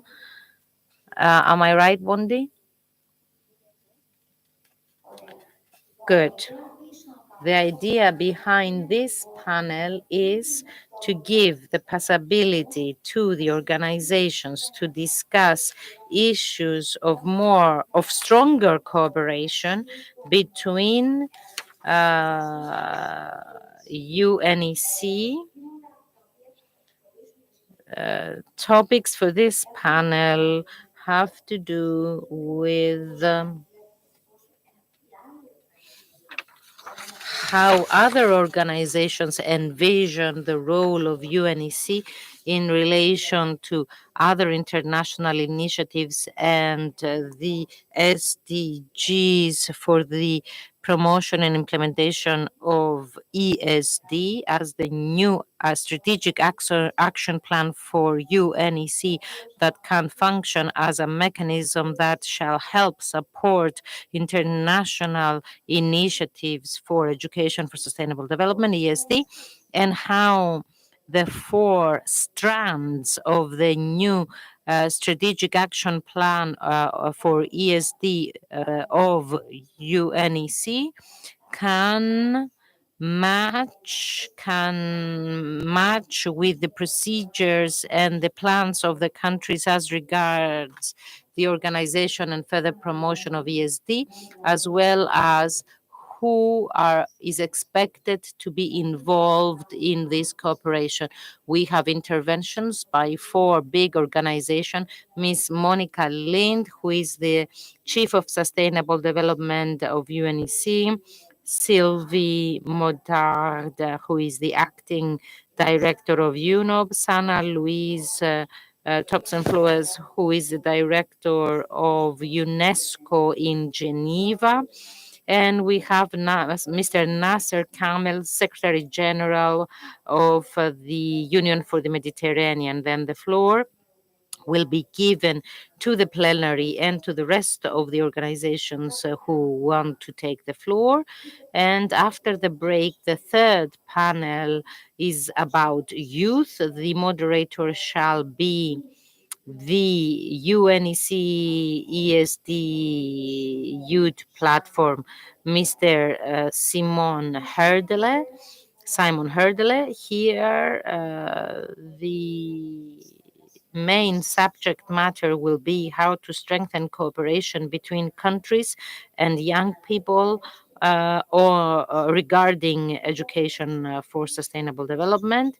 We expect to discuss challenges and needs that arise in relation to the role of young people within the strategic action plan of UNEC, as well as the civil society organizations and the non-governmental organizations and how they can contribute towards this direction. What are the benefits of young people getting involved in sustainability issues, as well as how we envision as countries and organizations the involvement of young people in issues on education for sustainable development. Here we have the State Secretary of the Ministry of Education of Moldavia, the Executive Director of CAREC, representatives of Young from UPAN, as well as from the European School Students Union Board. Then the plenary will give the opportunity for interventions from other organizations. The specific discussion will be concluded with a very important, crucial for our committee topic, which has to do with empowering and strengthening the cooperation of countries through the mechanism of our Committee for Education for Sustainable Development in UNEC. I would like to explain the reasoning behind the inclusion of this discussion. This is the very first opportunity that that our committee has before so many ministers and deputy ministers and other senior officers to refer extensively to education for sustainable development and the strategy that we're implementing. Therefore, the logic behind this is how can we strengthen and further reinforce the cooperation that exists or can exist further, even more, between organizations and countries to see which challenges we're called upon to tackle, what are the next steps that we can undertake, and what are any other procedures or processes that we can undertake in order to strengthen this particular committee. So the interventions by the countries are very important because they will decide very many things, and especially the type of the activities that will be undertaken in the next 8 years with the support that this committee will receive. For example, one such initiative has been undertaken by the Netherlands in order to support the whole institution approach committee. Another initiative has also been undertaken by Cyprus, and I know there are other countries that are interested in announcing actions or support measures of the future steps that the committee will take. Therefore, our intention, and I encourage you, and I suggest to you, those countries that have not done the discussion yet about this special panel, to do so and to give information, because it is an exceptional opportunity for our committee to go to take a step further, a step forward. So with this panel, we're going to ask the three moderators, Paul Pace, Wondi Asna, and Simone Herdeler, to refer to some final notes from the results of the discussions of the committee. And then that session will close with conclusions by the chair of the session. So these have to do with how the two agendas will move forward for Wednesday and Thursday. Another thing that I want to say that I forgot is that tomorrow, after the closing of the high-level meeting with the education and environment ministers, we also have a small surprise by the Ministry of Education of Cyprus. I'm not going to tell you what it is because otherwise it won't be a surprise. And that surprise will be the conclusion of our meeting tomorrow. Just don't leave before the end, before you see my little surprise at the end of the high-level meeting. So I now give the floor for you to resolve any questions, queries, anything that clarifications that you need with regard the two agendas. Monica. So much. So again, my first expression would be the expression of my gratitude for your collaboration and your support.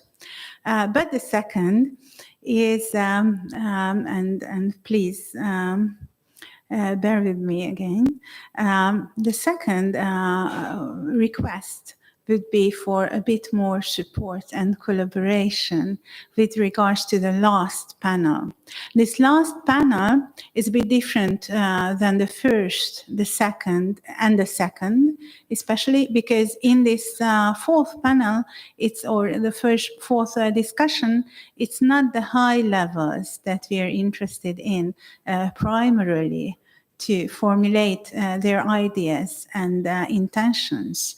It's a more open one, and we would really like to hear about experts, academia, and any practitioners in the field to link their intention, to link their, if you like, desires or needs with what was said before on behalf of international organizations and on behalf of governments. So we would also like to support that we are not just asking for money, we are not just asking for efforts, but we do have ideas and we do have practices of fruitful and meaningful collaboration in the region. We do have intentions to support ESD in a real, meaningful way in this region. We can show the strength of our collaboration.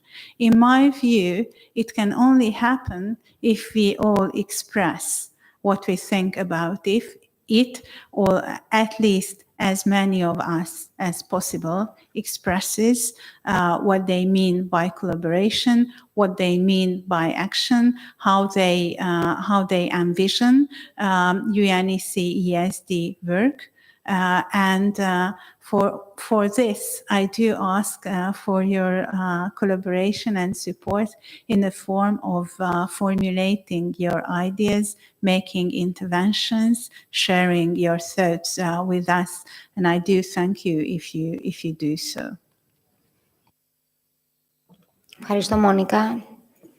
Thank you, Monica. Does anyone want to say anything with regards to this? Any queries, any questions, any clarifications, any suggestions,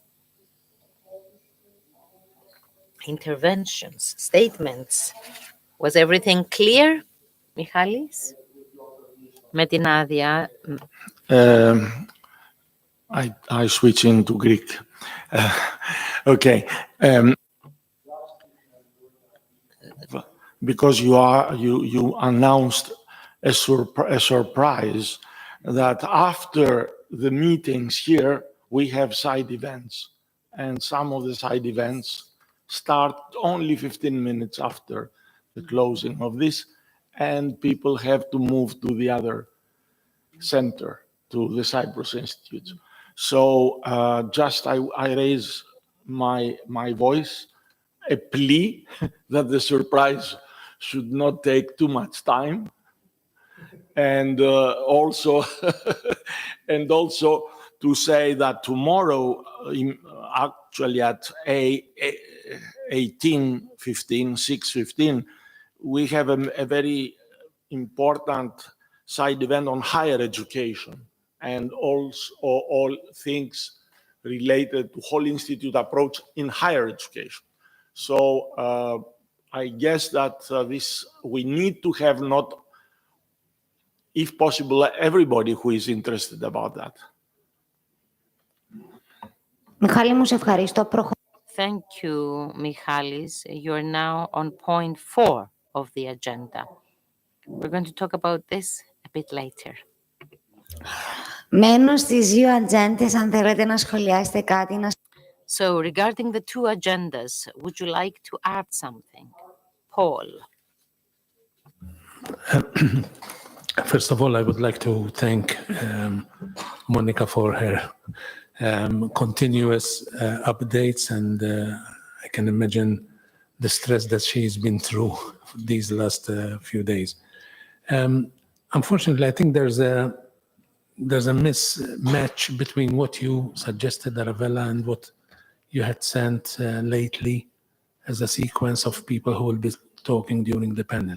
So later on, Monica might check on the list of panelists.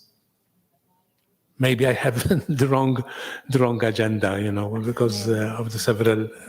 No, I think that you have the wrong agenda. Okay, all right. Yeah, check the final one, please. I would like and also, if you still feel that there is a conflict with what you have, we will check it. Okay.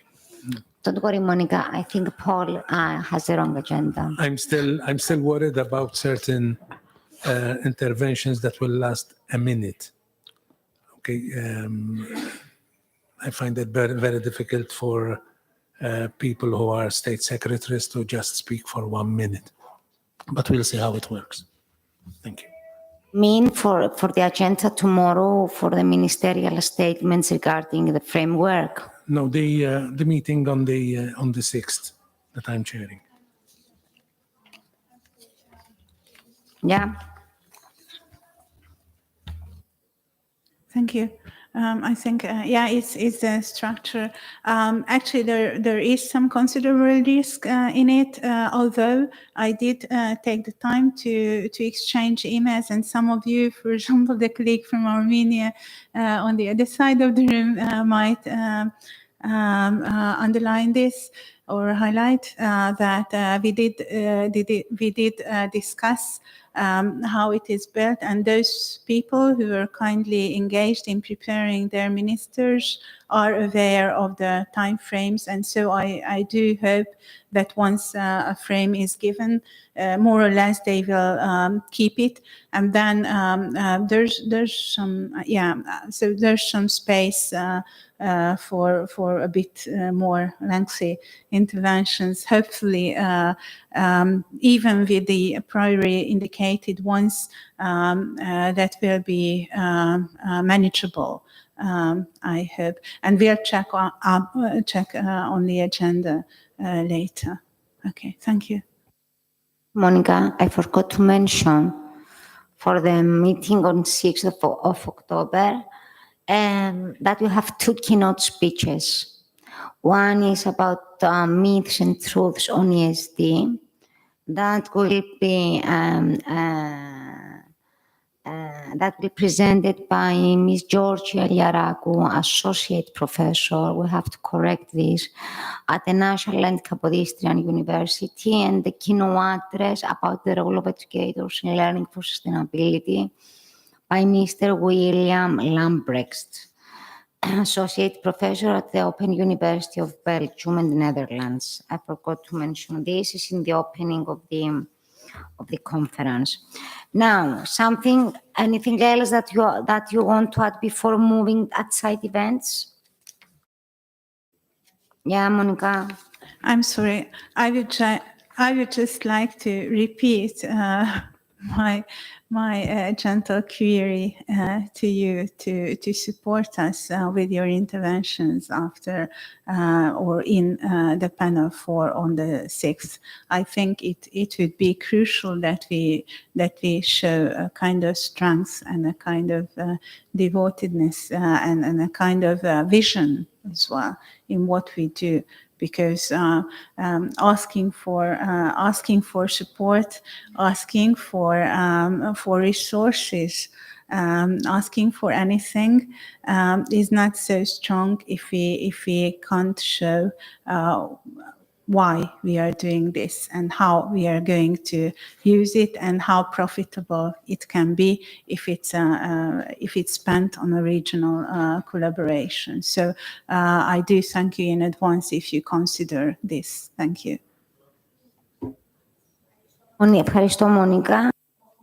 Thank you, Monica. Now let's go to what Michalis had talked about, the side meetings, the side events. Oh, one other thing. Yes, please. The floor is yours. Microphone, please. Those which are on the conference web, is it so? Yeah, because there is some discussion which version is okay. So this is the question. And the other is that thank you, Monica, and thank you all for this session, because I think that this is going really back to that what Josef Wawrowczyk started this process, that environment does not know borders, and that the regions means not political regions, but geographical regions. So that the international cooperation within the basins, within the mountains area and so on is the most important what we need in Europe. That's all. Thanks. Ευχαριστώ πάρα πολύ για την επισήμανσή σας, γιατί όντως αυτή είναι η λογική. Thank you for that, because indeed that's the rationale behind the last meeting of the plenary in the specific agenda. And I hope there will be a response from everyone, because we need the cooperation.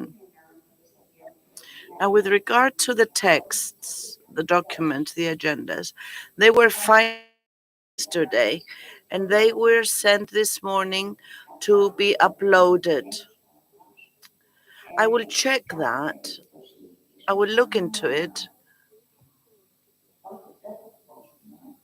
We are not going to print any documents. I will. The agenda that we announced a little while ago is the correct one, but I will look into it and let you know. So what I see, it was that what you was talking about. So I think it works. So you have the same as what I have announced. Yeah, because they change in the morning. We send them the final ones last night very late. Because it was really very difficult for us to finalize the agenda, because one minister was coming, somebody wasn't coming. Μια διαδικασία πήγαινε έλα. It was a lot of back and forth on it. Microphone, please.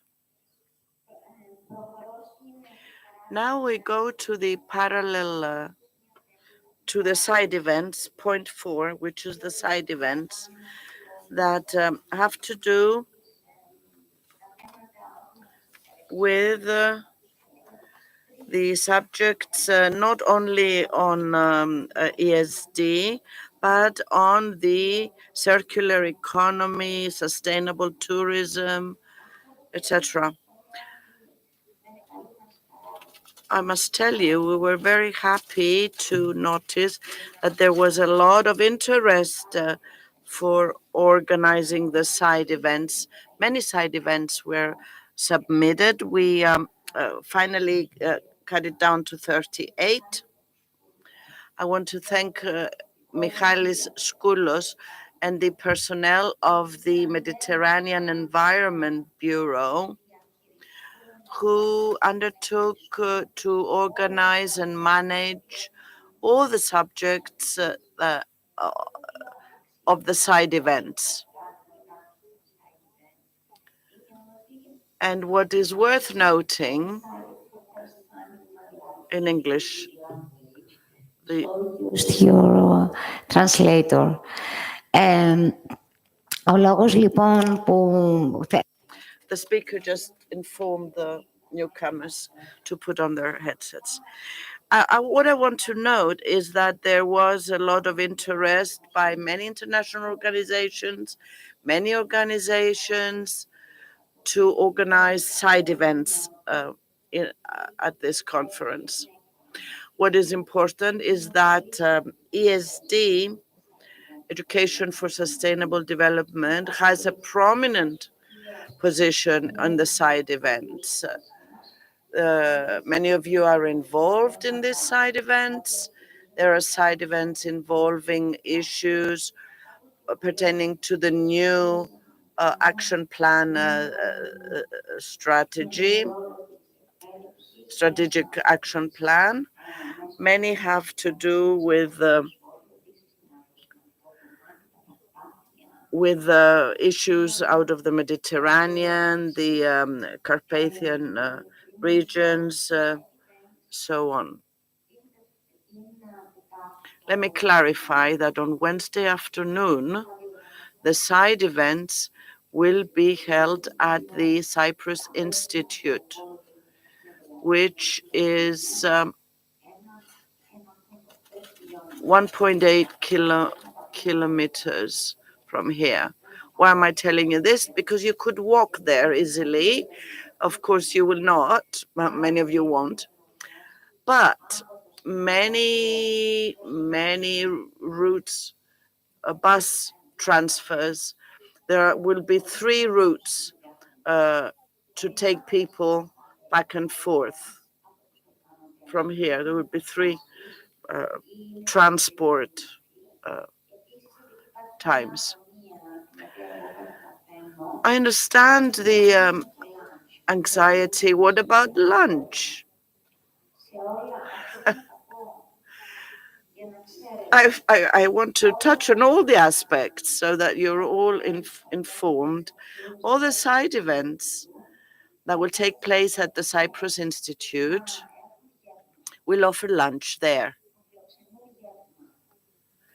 They will be offering lunch. So no worries, nobody's going to go hungry. You are in Cyprus, in a Mediterranean country, and good food is high on the agenda, and good drink as well.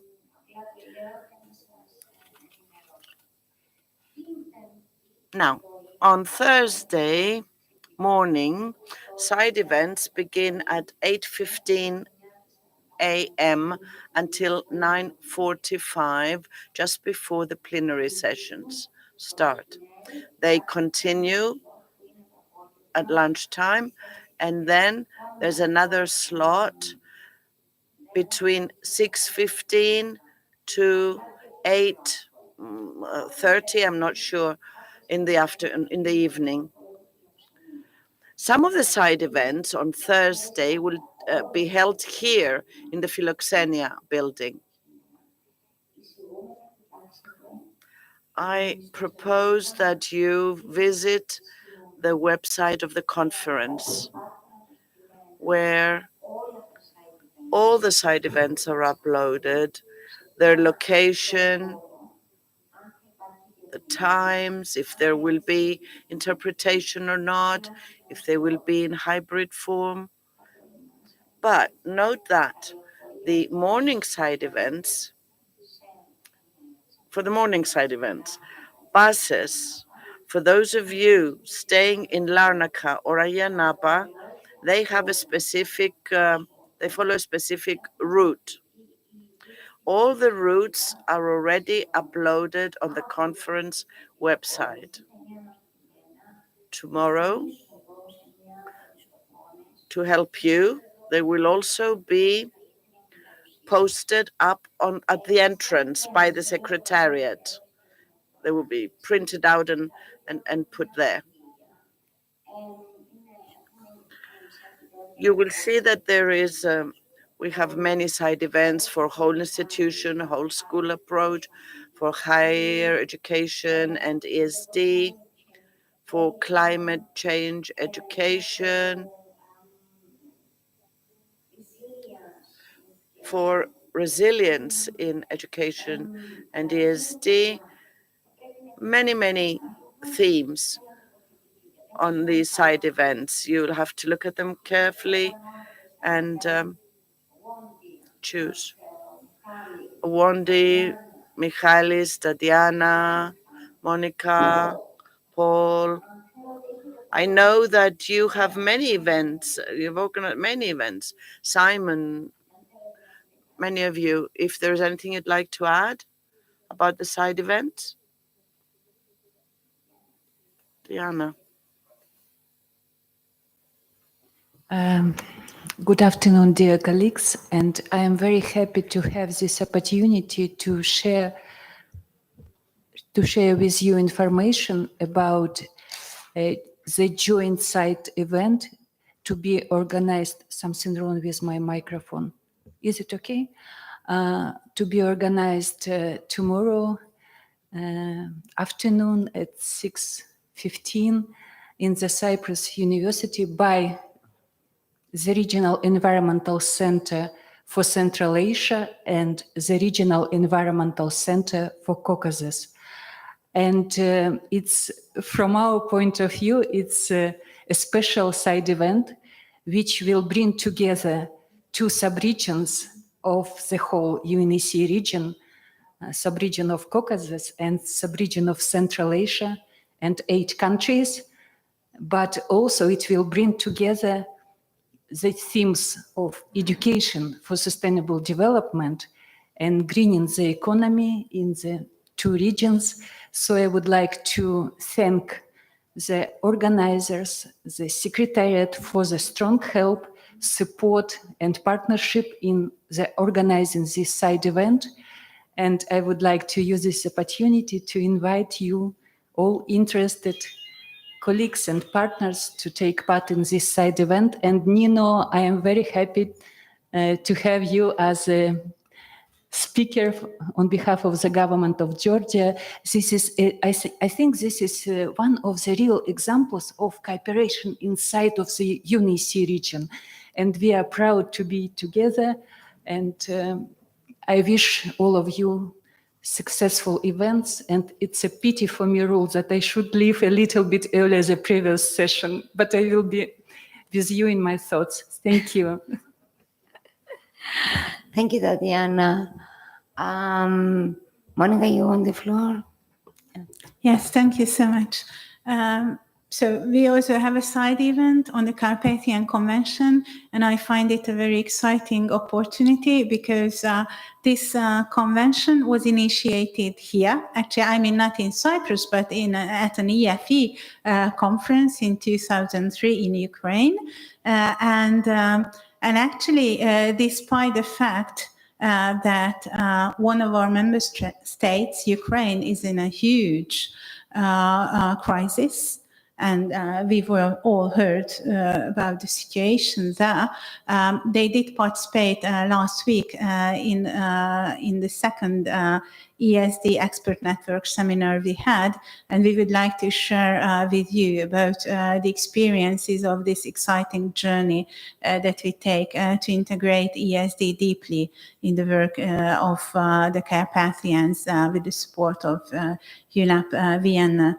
So besides the 7 member states, we will have a bit of Austria involved in this thing, and we will have the 3 consecutive presidencies expressing their the 3 high levels, and also the head of the Science for the Carpathians network talking there. And we also kindly invite you.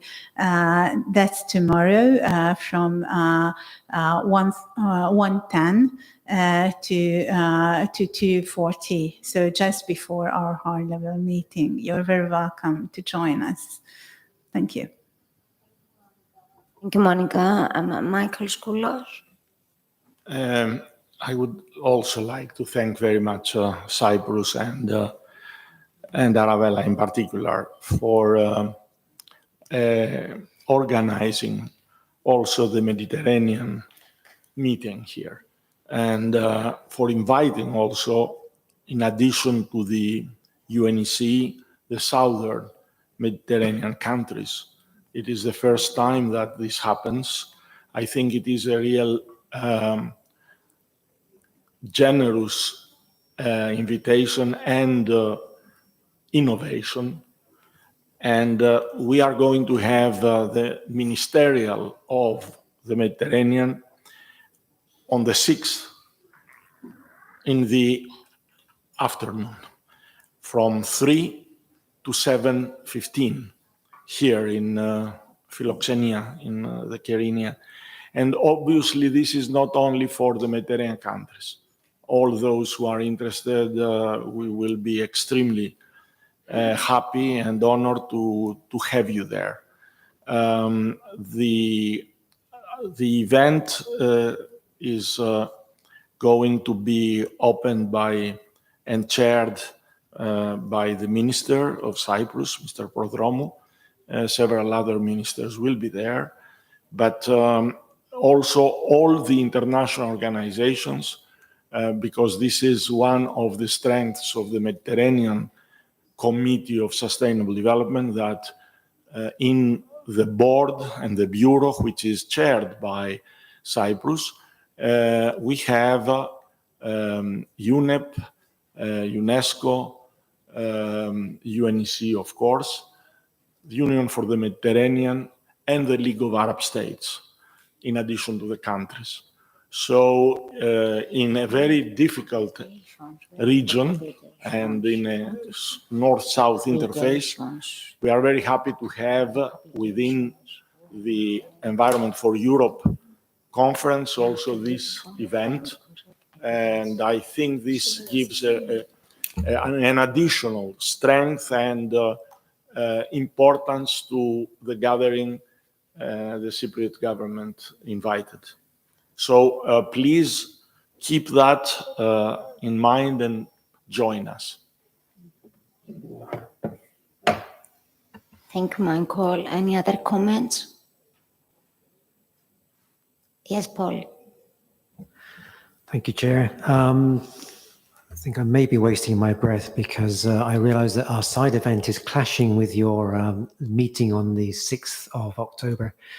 We really wanted to show fortitude and strength and solidarity with Monica as she was requesting us for the last part of that meeting, but that will be 13:10 to 14:40 when we will be in the Cyprus Institute.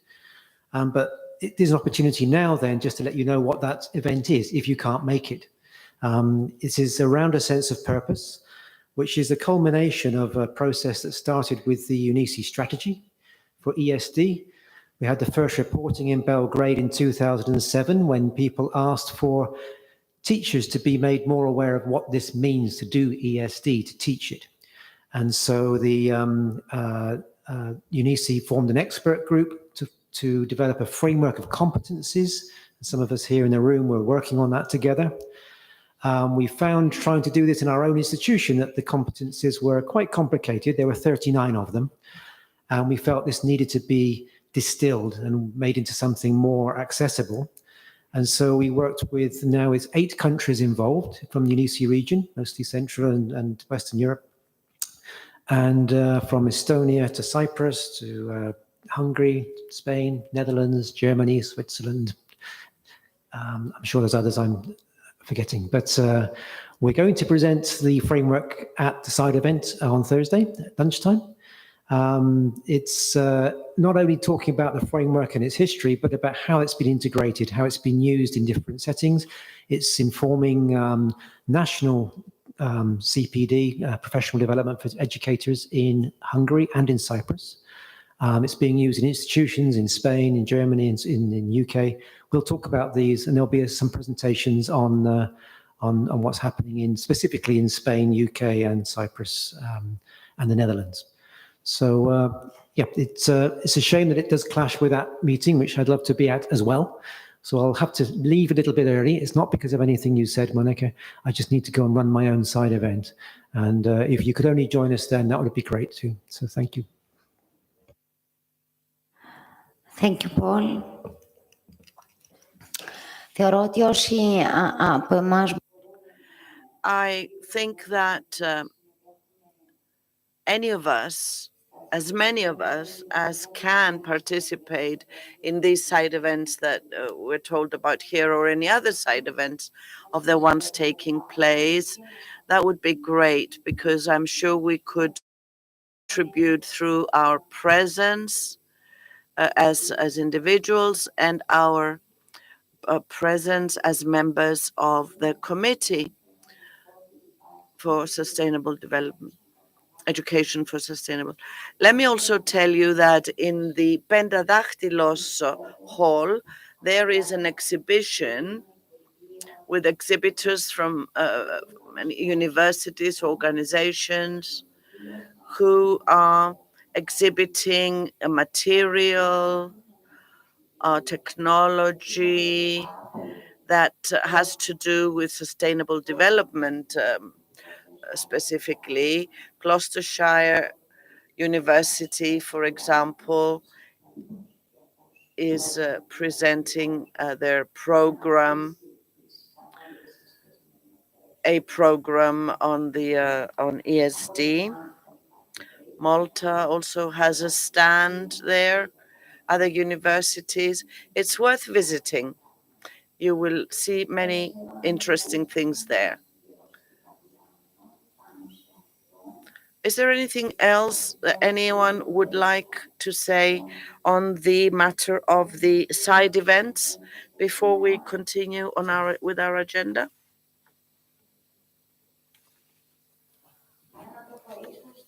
So let's go to item 5 of the agenda, on the publications on education for sustainable development, which were prepared and published by the steering committee in 2022. Simon, do you have the two publications?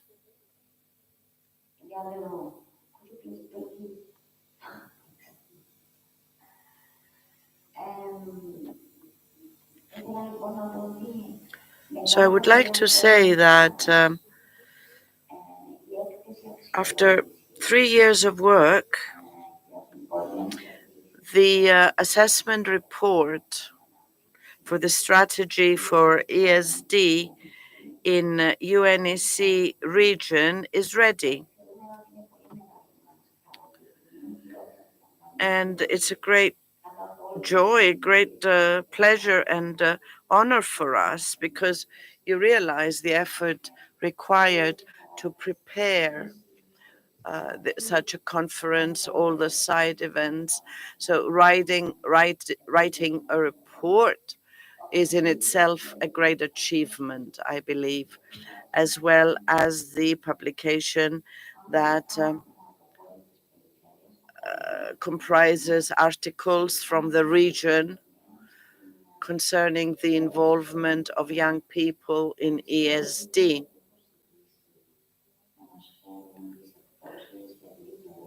The publications are out there, and I've asked for them to be brought in, and so we're waiting for that.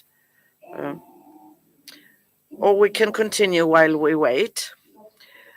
There are two publications for which I think that our committee can be proud. They have a lot of good points and best practices, ideas. Thank you, and congratulations on these publications. Although it's not a formal UNECE publication, I want to raise awareness of an international research on whole school approaches, practices, and principles. That was earlier this year in a conference in the Netherlands, and it contains, together with the University in Norway and Wageningen University Netherlands, a broad oversight about different practices in the implementation of whole school approaches. There will be 12 examples in this book. You can order it by mail. You can print it for free. And on the website of this project, there are 5 more countries represented. So I think this is one of the topics, one of the 4 strands, and we put some effort in collecting the good practices of that also. So thank you.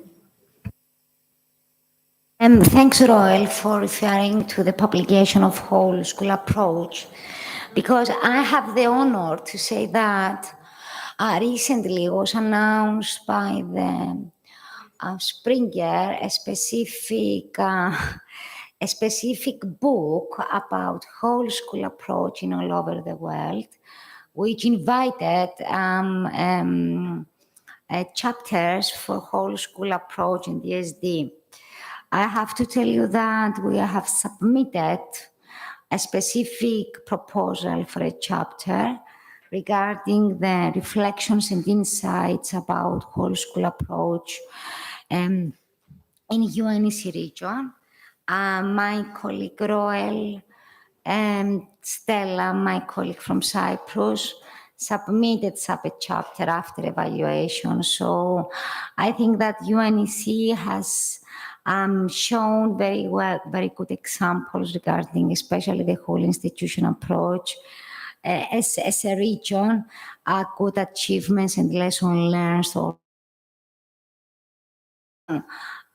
you deserve each copy of each publication.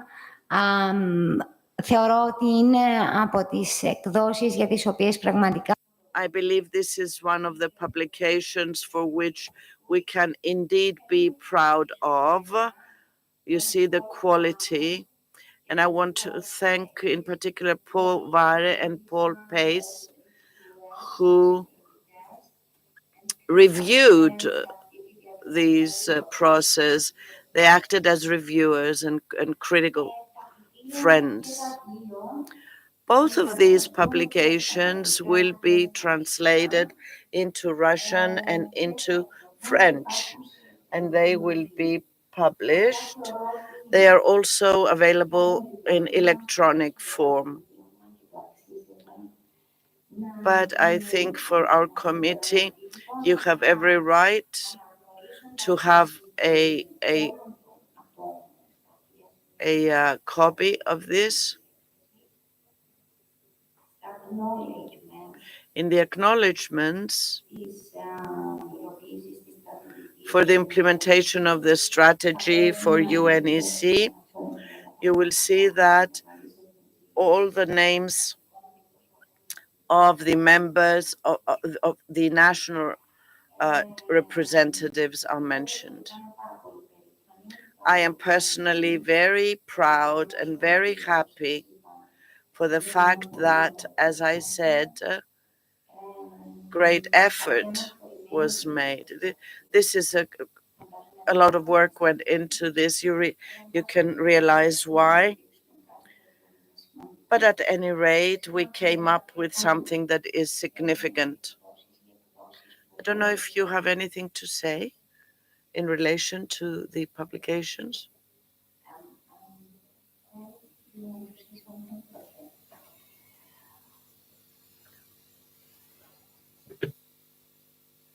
Where is Simon? Do you want to say something about the publication that you were responsible for? Yes. First, I'll pass around more copies in 3 minutes when I'm done speaking. The first big thing, of course, is a big thank you to the committee and to Cyprus also for funding the publication. The second thing is, I didn't say it in the last point, so sorry, the official launch of the publication is a side event tomorrow at 1:10 in this same room. So if you do not have another side event, do come. Definitely. We will have a panel also with the authors of the publication.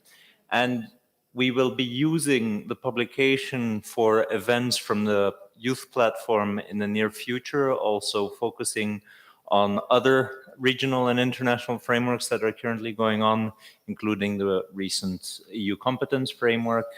And obviously, we hope that it is not a one-off publication, but that as a committee and also as young people, we will continue to showcase what we are doing as a youth group within the region to continue implementing frameworks. And finally, if possible, to give a copy to each of your ministers. That would also, of course, be fantastic to distribute. So once again, thanks. And I do hope you enjoy reading it. It is quite lengthy, but they are quite interesting, to be honest. And final point, they give a very good example of youth collaboration as well, because it's a perspective of young people, of working with young people from a ministries or government's perspective and from youth organizations. So it's not a one-sided perspective, but it really gives a more holistic view on youth engagement in general from different perspectives, which can be quite interesting as well.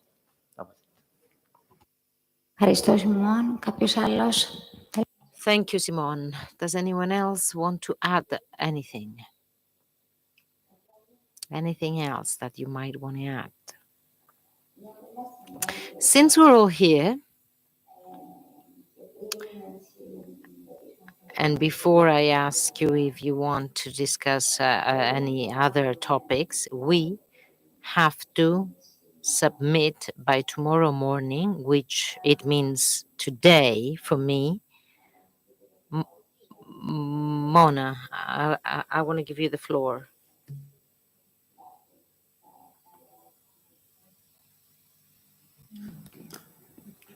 The 3 documents that we have to submit to prepare for our next meeting. Okay. We have to submit by tomorrow as a committee the documents that we will plan. I mean, the annotated provisional agenda, the work plan activities. Yeah. Yeah. Sorry. Yes, of course. Yeah, this is about the official documents for submission for the next steering committee in May. And one of the most important, I mean, there are two important documents which are already on the agenda and are planned. So this is the work plan for the implementation of the next phase of the strategy according to the new framework. This has to be developed and prepared for submission for the next meeting. So it will be somewhere, has to be ready somewhere in March. Yeah, so that's why the committee will have to work on it all together. And the second document, it is, so work plan. And yes, Royal, it's to you. Of course, this is the document which still has to be finalized. It is the format for reporting for the next implementation phase. So maybe you can speak about that because Royal has the update and the plan how to finalize it. Thank you. Yes, thank you. Just very recently, and that means this morning, I have a conversation with Paul Ver and about finishing the indicator set. And it seems a rather simple question to answer because we had a questionnaire what is almost finished, and we have an ad hoc questionnaire about the 4 strands. And to merge these two documents is not too difficult. The difficult part is when we also want to involve the UNESCO framework and the dates for making reports and requirements for the UNESCO process. And we want to align also education for sustainable development and global citizenship education, which is both under SDG 4.7, as you know. And I think this morning we tried our best to find a way to merge also some questions extra, attending also global citizenship education. And that is in the solution lies in the competences. If you work on ESD or you work on global citizenship education, the competences that are mentioned to be fulfilled are mainly the same. And of course, there will be different appreciations of that. But to make it quite simple, we just add some questionnaires about the competences issues that are Paul already mentioned in around a sense of purpose, but also the new framework Green Comp by the European Union, which is in the same kind of language. If we succeed to combine these, then we have to do that this year, to have a conversation with UNESCO to align the processes, and it will be ready in March for the translation, and we can use it in 2023. To the questionnaires, we can collect the data and have a preliminary report in 2024, and the first full report, and I think the next book will be ready in 2025. So it will be in time for the next round up to 2030 to use or to adjust our objectives. So that's what we discussed this morning. I hope I didn't forget too much. No, that's okay. Yeah, getting older, so sometimes I miss something, but that's the process we are in, and I have to talk with you, Arabella, about how this work is done, and yes. Okay, thank you. Thank you. I'd like to ask if there's a possibility also to collaborate with Jean, the Global Education Network Europe, who is actually guiding the process of the new declaration, the Dublin Declaration, coming up on 4th November this year. On global education, because in my view it would make sense, having seen the document today, the final version, which is under the silence procedure now. So maybe it would make also sense to just check how much we are in line with those ideas presented in actually that document also contains competencies of global education and references to those. So maybe if it's possible, I have a suggestion to do so, to check with that. Thanks, Monica. Rolly, you want to say something? Yes, we looked this morning into the framework of objectives for global citizenship education, and it will be in Dublin 1 and the 1st and 2nd of November. And I'm in contact with, is 4? Okay. We will be mainly finally in Dublin. Okay, but I'm in contact with Liam Wegemont to align this process. Yeah, thank you. European Forum. I thank you very much for this cooperation with UNESCO, because if I was present in May at the steering committee, what was presented by UNESCO were the results. That means they were doing research on curricula and on competencies of teachers. And I saw that, for example, only 20% of teachers are really able to, or 30% explain the climate change on local level to students and so on. So I understand that within this steering committee, it's not possible to make research on, well, the real results. That means the knowledge of teachers and students. But if there will be cooperation with UNESCO, I'm very happy. Thanks.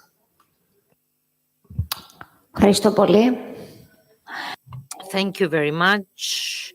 Let me add something.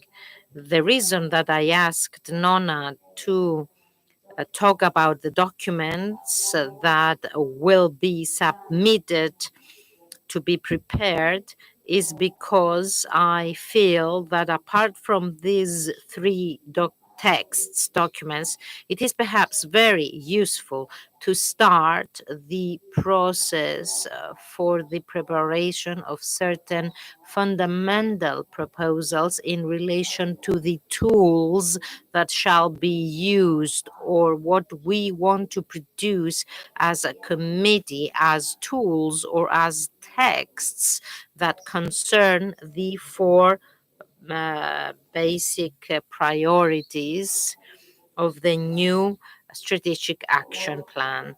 The reason I'm mentioning this is because we could, for example, submit with your consent, with your agreement, a preparatory document of of the two work plan activities that are provided for in the strand for the whole school approach. That is to say, the procedure, what will be developed, how it will be developed, the timeline, what it will include, as well as topics that have to do possibly with the competences as to whether we could include and prepare certain documents that have to do with ESD.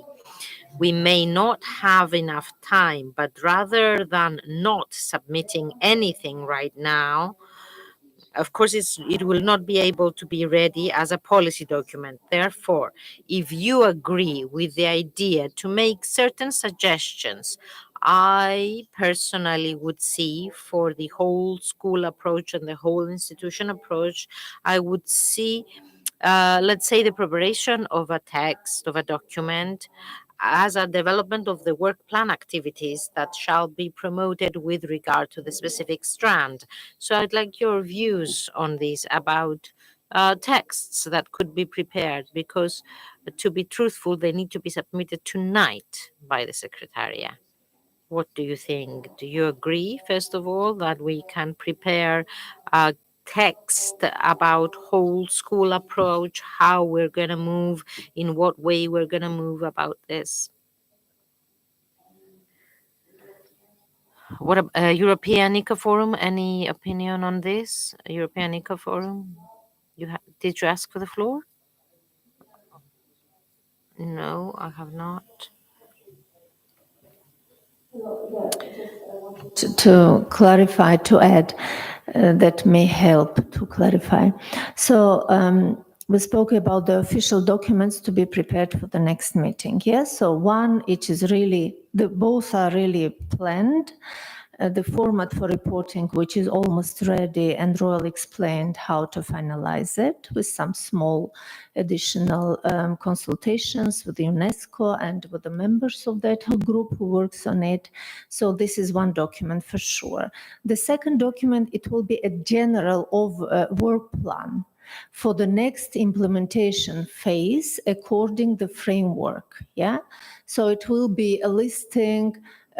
You will see, we will circulate the work plan which is prepared for the previous phases. So what kind of activities, so general work plan. What Arabella is mentioning, that we have to provide, to start with, in order for the UN to submit official documents which will be considered for the next meeting, we are doing this like more than 6 months in advance. They ask from us to provide a forecast of documents, so lists and titles of documents which will be developed by the committee for the next meeting, and they will be submitted for translation for the next meeting. So we have 2 documents, format for reporting and the work plan, general, and what Arabella is proposing, because in the work plan, already the draft that the strand leaders and members have developed, there are some tools to be prepared and topics or manuals for each strand or each priority area. So Arabella is proposing maybe if you have some ideas, so to the, for example, whole institution approach, yeah, already to prepare an outline of the activity of topics which will go into this inside the work plan, because we have to prepare a manual, a guiding manual, for example, yeah, for the whole institution approach. So maybe we will include in the forecast for the next meeting also an outline of active tools or topics which will be in this manual. So Arabella is proposing maybe you have the idea concretely, more concretely, what kind of document, how to call it, in order to submit a forecast. We can always revise the title, but just in general, are you ready to prepare an outline for the like a guiding manual, guidance manual for whole institution approach strand, for example? So this is, if it clarifies more. Thank you. Thanks, Nona, for clarification. We have only 7 minutes. So if you want to say something on what Nona commented, yes, Monica. Thank you. Trying to be very quick. So I'm very supportive about that. I would be happy to have something on whole institutional approach, and I don't know how much the others are interested, but probably also on entrepreneurship and youth involvement, or innovation and youth involvement as well. However, I don't think I could be available to draft those tonight, as I will need to update the agenda again. Thank you. Tonight we don't need to draft an outline. Tonight we have to agree if such official document will be, if you want to submit it. So we don't need outline, just a title and a theme, and that's it. Yeah. Georgia.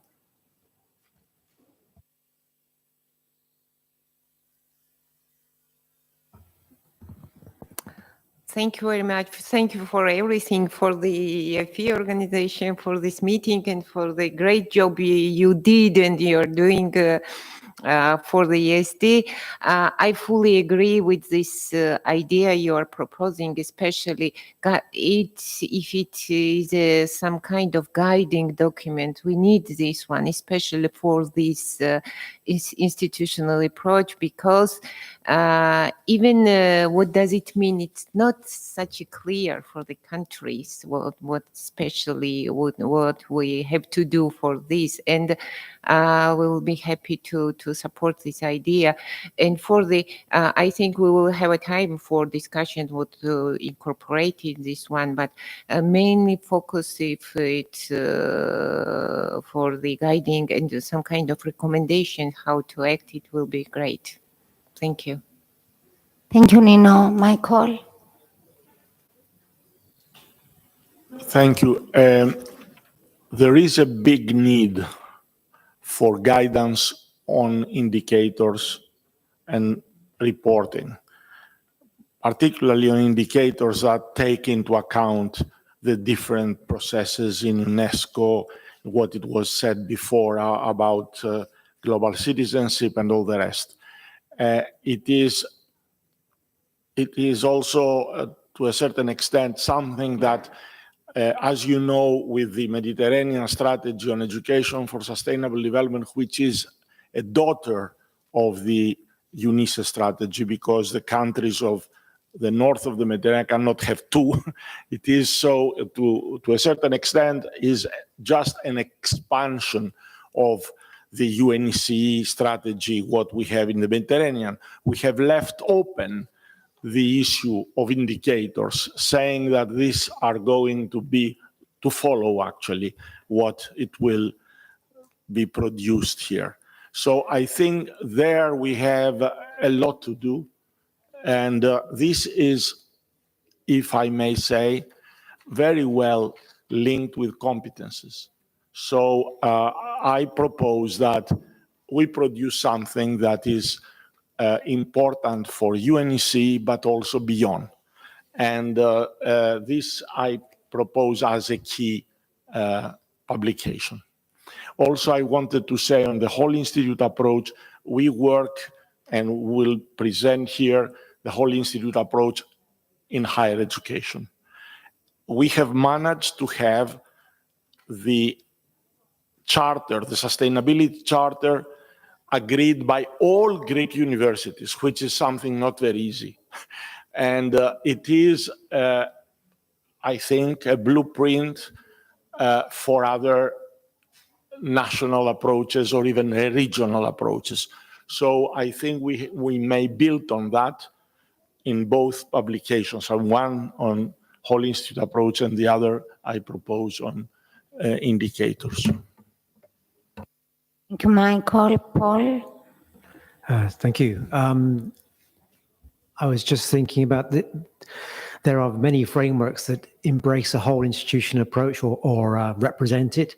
There's the lovely flower from the Netherlands with its petals, covering professional development with its competencies. You have community links and the estate, the curriculum, and all these aspects of it. So we don't really want to choose just one. I think Michael's just referenced the Mediterranean and the Greek higher education institutions. It would be very important to get this embraced across the region. And I think by doing it in that way would really help everybody to grasp what it is, but also what it is in our region. I think maybe the title be something like a manifesto for a whole institution approach. So it's an aspiration to spread this approach without choosing one from somebody who's already done it. Let's make it something that we do, building on all the experiences that we've got around the region. Great, thank you, Paul. So I suggest, because now it's not the time to discuss what we will do, but we can submit that as a committee we are interested to develop 2 or 3 documents based on whole institution and school approach as a manifesto. For example, we will do this in the next months, or about indicators, or about, I said, guidelines, for example, not frameworks, okay? Yeah, so please, Nona, and and include them, please, and send them with the rest of them, okay? Title we can refine. Yeah. Roel, you want to say? Okay. I didn't realize that it's 6 exact. Wondi. Yes. Wondi is the last one. Sorry. Wondi, sorry. I thought you were ignoring me, so I'll be very brief. I was inspired by Michael and Raul. I think I like the way You were the first, so you will be the last. I like You are the last but not the least. I like the way you dissected SDG 47 about ESD, about global citizenship education. But there's also one element I think maybe we're a little afraid to touch it. It is the culture of peace, which is a timely topic, which very much goes with ESD and global citizenship. So I think if there's a way to look into the culture of peace, that would be a very, not only timely, it's a lasting contribution in terms of ESD. Over to you. Thank you, Wondi. Thank you. I've seen Mr. Dinos for us. I think that buses are waiting for you. That's why he entered in the room. So I didn't realize how fast 3 hours passed. Δεν είναι μια ειδική, το γυρίζω τώρα. I now turn to Greek. This is not a special session of the committee. It is an informal session of the committee to examine all these issues. I'd like to thank all of you who came here today. Tomorrow we start. It is a great wager, a great challenge. I am very, very happy that you are here. It is a great honor to have you here. It is a great honor for me. I hope, I expect, I look forward to the best possible results. And I hope that you will have the opportunity to taste Cyprus a little bit, to take a taste of Cyprus, of the Mediterranean. I wish you an excellent stay. I hope that you will have unique experiences. In any case, we'll chat again in May in Geneva. Thank you so very much. And talk to you soon throughout the conference.